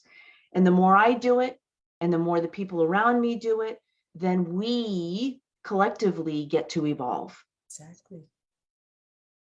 And so I recognize, my whole life, all I ever wanted to do was make a difference. I didn't realize that every day that I sit in meditation and every day that I choose to live in an intention and come from a place of love, that I'm serving humanity and I'm serving our planet. I used to perceive that making a difference was, changing my outside world. It's like Gandhi said, we change from within. Exactly. And then everything around us starts to change and evolve. And I've noticed in these times such beauty. I've noticed more vibrancy out in nature when I go for walks. I've noticed the rainbows actually are brighter. Right? We have more birds, they're singing. And so in the midst of transition and in the midst of hardship, there's also good. The question is, are we focused on it? Perfect. Well, this was a perfect film to put with World Unity Week, The Road to Peace, because there's so many different nuggets that are in this film of how we can learn and model what the film shows to get to peace. the forgiveness part, I don't know if you want to talk some more about that, but that is huge, Jen. I mean, I'm glad my camera wasn't on because I was crying again. I mean, it is huge. Forgiving the unforgivable was the hardest thing I've done. Now you have to understand, I explained year one. So you have to know, before the bombings took place, I was a successful businesswoman, very outgoing, very well known in my community. And when that experience happened, I withdrew. I withdrew from my family. I withdrew from my friends. I withdrew from the world. I was afraid of my own shadow. And so year one was learning how to rise above my fear and terror of the outside world and feeling safe again. You know, I mean, I've born and raised in the Boston area, went to, undergrad and grad school. I never thought that that would happen. And yet it did. Yeah. Just like nobody thought 9/11 was going to happen, or Oklahoma City, or what happened in Robb Elementary School and Sandy Hook, and I can go on and on and on. Guys, we owe it to ourselves to stop hurting each other. Right. So anyways, the forgiveness part.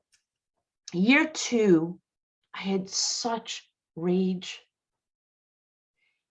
Now, I will share a quick story, which is not in the film, but it's really powerful. And it got me to see that a terrorist lived inside of me, actually. I indicated I'm born and raised in the Boston area. We drive crazy. So if you ever driven in Boston, we drive crazy. We cut people off. It's what we do. We don't think anything of it. This one particular day, I was leaving a support group meeting in Boston in one of the local hospitals, and somebody cut me off. And I instantly went to road rage, something I had never done before. And I went and chased the car that cut me off. And I know it wasn't intentional. It just happened. And for the next, 30, 60 seconds, I lost myself. I was screaming, cursing, beeping the horn, trying to get this person to stop. Fortunately, they made the light, and the light had turned red, and I stopped. And then I started to cry. Who is this person? This is not who I want to be. And that's when I realized that a terrorist lived inside of me, and I had to heal her. Now, here's the thing. I had silently been thinking about, what would I do if I ever came in front of them? How would I kill them with my bare hands? I had such hate for those two young men. And I thought that if their lives were taken, the world would be a safer place. But I was wrong. I was wrong. And I realized that had I acted on my rage in that moment, I was no different than those two young men. Fortunately, the light changed and I stopped before I did something, God knows what I would have done. So there was a moment of grace and a moment of awareness of like, whoa, I've got some work to do. So fast forward, I was divinely called to read Ivana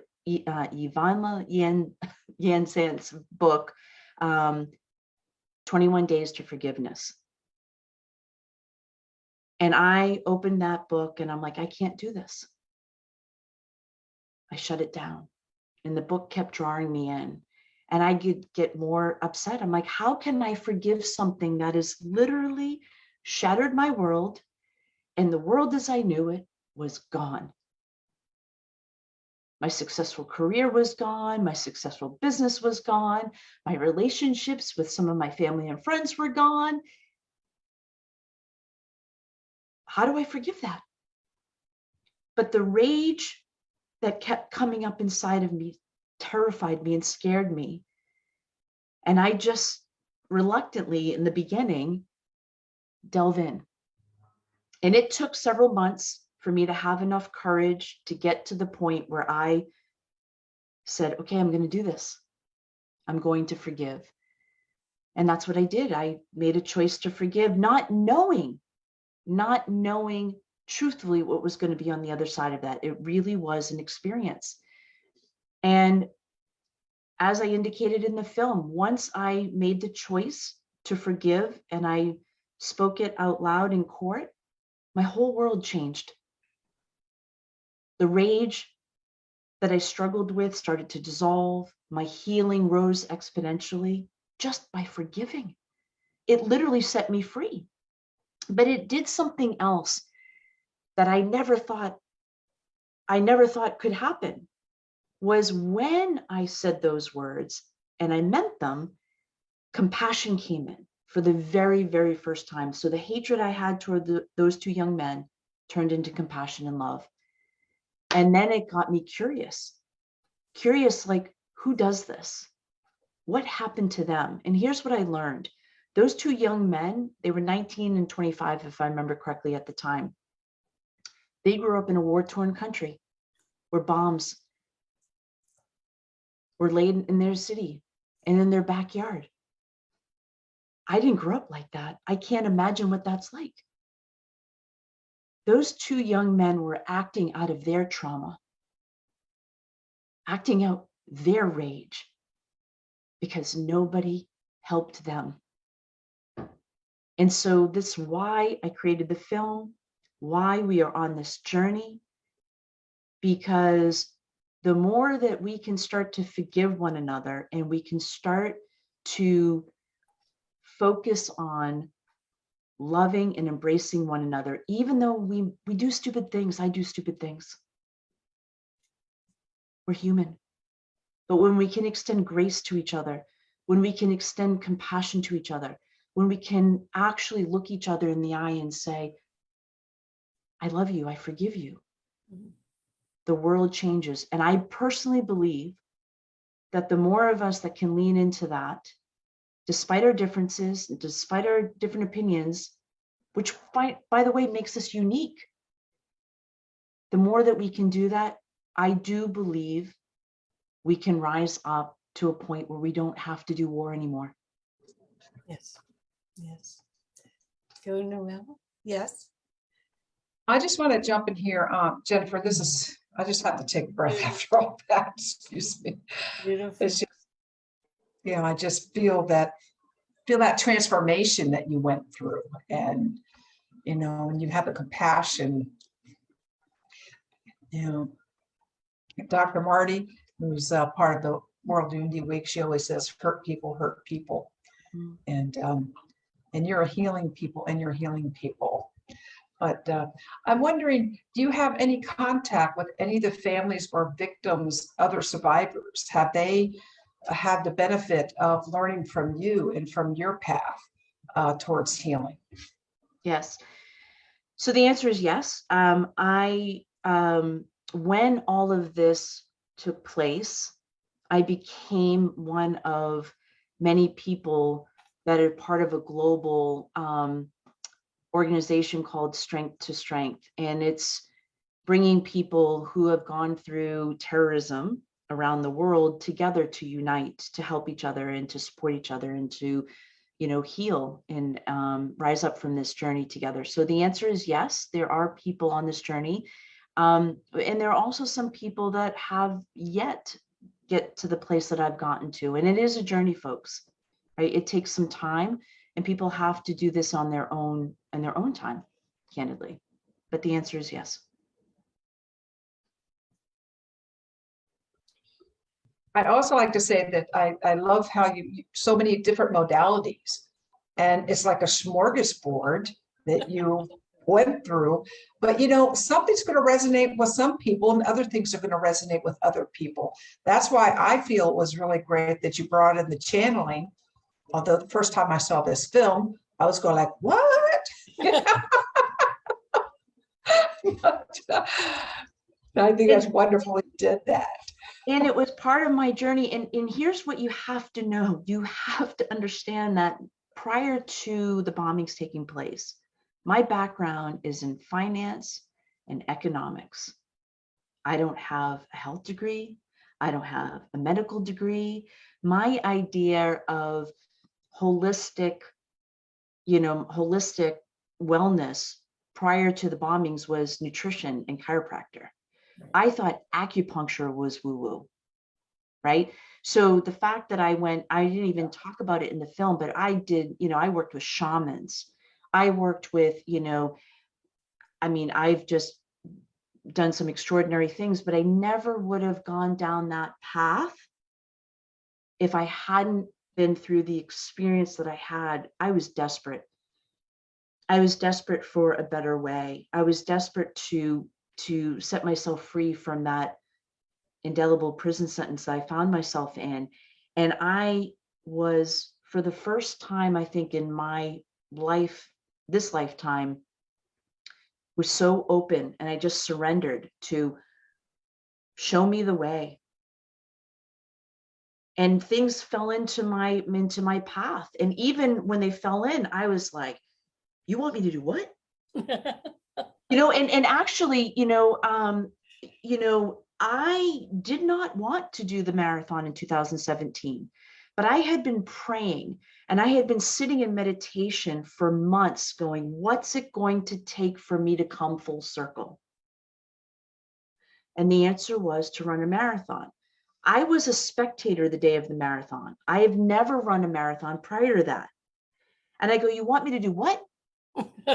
You want me to run a marathon? I'm like, my idea of running was behind a white ball, a soccer ball, a softball, a volleyball, like short, small things. Yeah. And when I got the message, I could barely lift a 5-pound dumbbell, and I couldn't even walk a half a mile without completely being exhausted. Oh. Yeah. And I was, obviously when this came through, and I resisted it, and I was like, I'm not ready for that. And it kept saying, no, you need to do this. And this was in October 2016.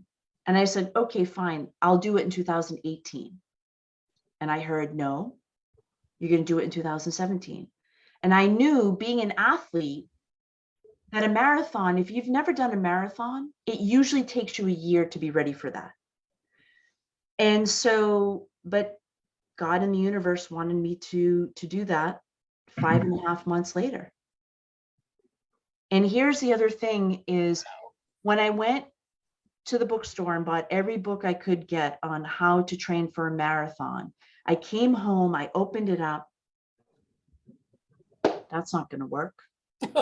Next, I opened the next book. Shit, that's not going to work. None of the books worked. And now I'm crying. I'm sitting on my sofa crying. You want me to do what? And I don't even know where to begin. Then one of my survivor friends, Jean Campbell, contacted me and said, why don't you go reach out to Jack Foltz? Jack Foltz won the marathon in the early 70s. And he now was training other marathon runners. I'm like, does he know I'm not a runner? And she's like, I think he'll work with you. That man, grace him, he created a weekly plan. And he knew I couldn't run at that stage. He knew I couldn't get on, I just couldn't. So my training in the beginning was a little bit of biking on a stationary bike, a little bit of stuff on the treadmill, but we're talking little. And then he would measure, he would see my progression. And then I would have to submit this every day. And then the next week he'd create a new plan. He created a custom roadmap for 5.5 months, just so I could finish and cross that finish line. I want to share one other thing because it's really important. I had a lot of doubt. I wanted this to happen more than anything. I wanted to come full circle, and I knew the only way to do that was to cross that finish line. And I didn't know if I could do it. I didn't know if my body was able to do it at that stage. And a week before the marathon, now they tell you when you are tapering down, so the intent is you've got to get to 20 miles. They say if you can get to 20 miles in your training, you statistically have a better chance of finishing the race. But you want to do the 20 miler like a month or a little bit prior to that, before the race. 1 week out, I hadn't gotten to the 20 miler yet. And I knew I had to do that. So I called out my soul sister, Carolyn, who graciously, ran with me that day, or jogged with me more like, said, let's go do it.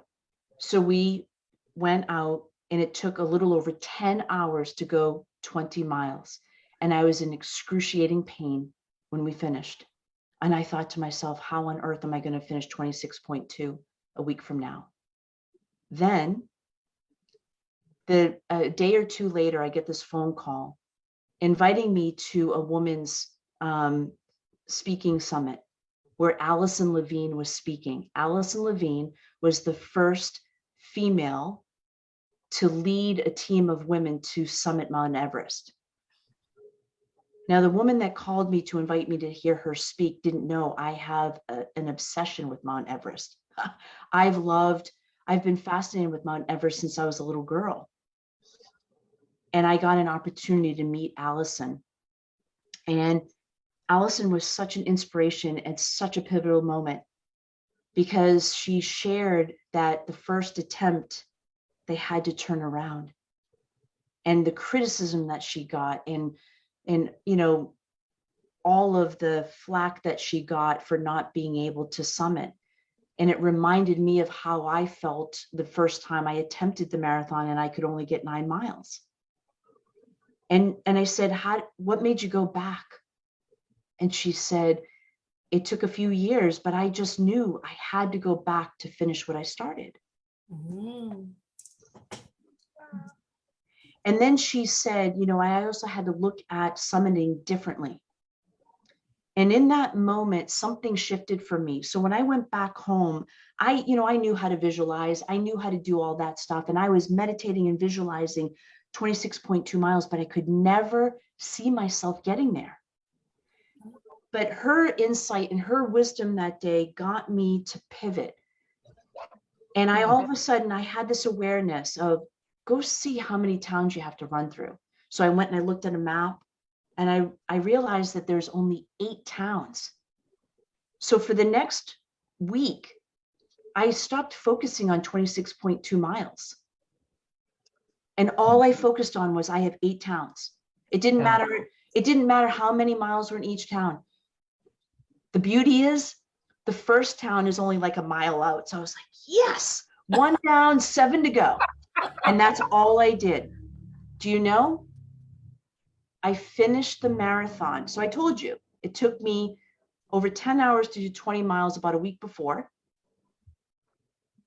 That day, just by shifting my focus to 8 towns, and we stopped, and let's be clear, this was not a steady thing. Like, we stopped along the way.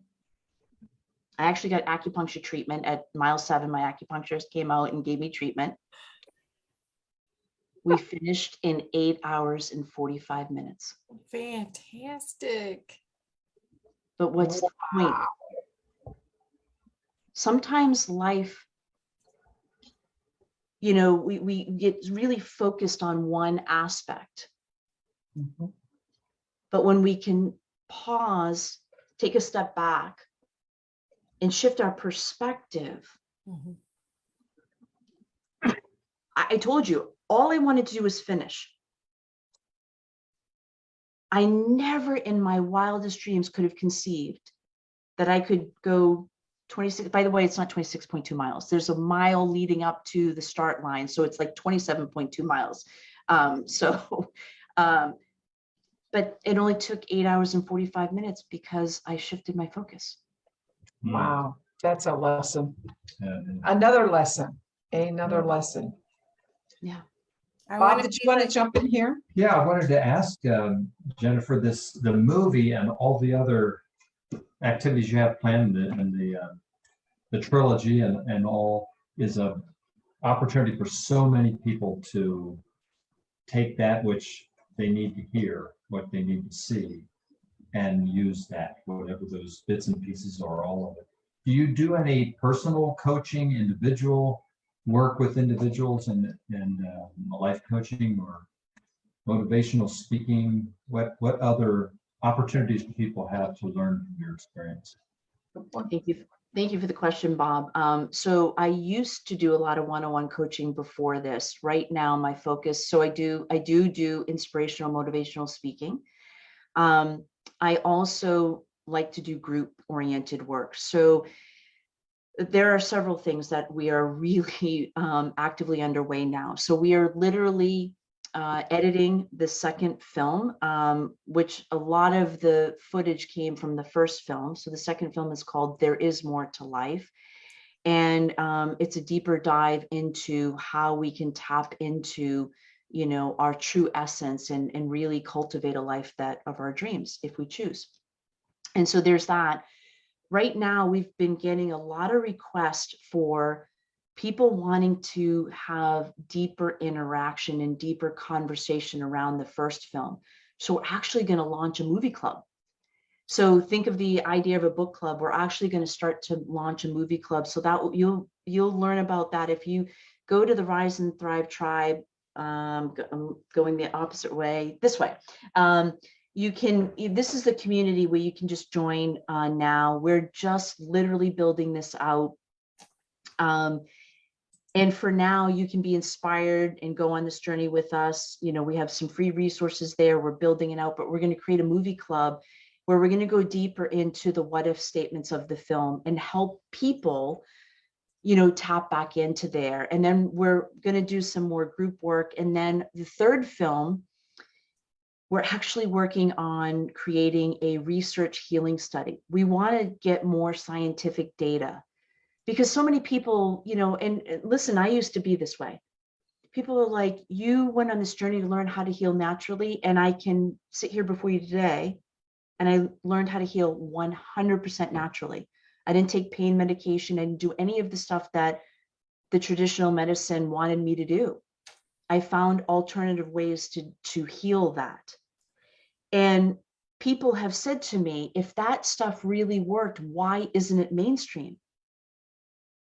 And I've asked myself that very question. And so now we really want to go out and spread the word and share in our communication and bring other healers and bring other modalities in so people can experience for themselves. So the third film is going to have a research study component where we pull in complete strangers who are struggling with post-traumatic stress, veterans with post-traumatic stress, and people that have been dealing with sexual trauma, but have a desire. They have to have a desire to want to rise up from those experiences. And as somebody who has risen up from PTSD myself, I know it's possible. And then we're going to bring in healers, and we're going to bring in, you know, sound therapists, and we're going to take them through this study, and we're going to quantify and qualify the data, and we're going to film that and incorporate that into the third film. And the working title of the third film is called Can't Make This Shit Up. Because we can't. Like, there's just like, and that's it. And then, and again, to get people to think beyond their limiting mind of, folks, we do have cures for all the diseases out there today. We're led to believe that we don't, but the truth is we do. Yes. Thank you. Thank you for shining light on that. So I want to thank you for choosing to be a ripple of love and bliss and creating bliss formation. I wrote it down. I love it. I created a whole bliss vocabulary during the pandemic. It's like, and we'll post it. But here's the thing, you know, if you choose to join the community, which is free to join, the very first thing we ask you to do is to do a love bomb. So can I actually do a love bomb with you, Yes. Kathy? Yes, but we need to, this will be the last thing. We're out of time. So. Okay, got it. Okay. So we'll make it quick. So here's how the love bomb works, is you express to somebody authentically what you love and appreciate about them. Ideally, you do this randomly via text message, phone call, or a note. But what I'm going to say to you is, Kathy, what I love and appreciate about you is that you shine light on so many things in the world, and you have been like the wind beneath my wings to help me bring this film and the message out into the world. And you've stood by my side for the last 7 months. And I'm so grateful for our friendship and for who you are. And thank you for being such an amazing woman. Wow. Thank you. I feel good now. Thank That's you. the intent. The Okay. more we can spread love bombs, the more that we can rise above and experience peace and bliss in the world. Well, Jennifer, I hope that everyone, and I'm love bombing you anyway, because that's just what I do to you. I don't have a name for it, but your example is going to help so many people. Just like me, you and I both came out of a corporate environment where we were type A's and, trying to change the world through the corporation. And we both have made this journey to finding a much more loving, peaceful, blissful way to co-create with people in the world. And I am so grateful to know you. I want to be like you when I grow up. You already are. And Bob and Noelle, thank you. Thank you. We just met, and I'm so excited to be on this journey with you as well. Yes. It's our We're all joy. family here. Yep.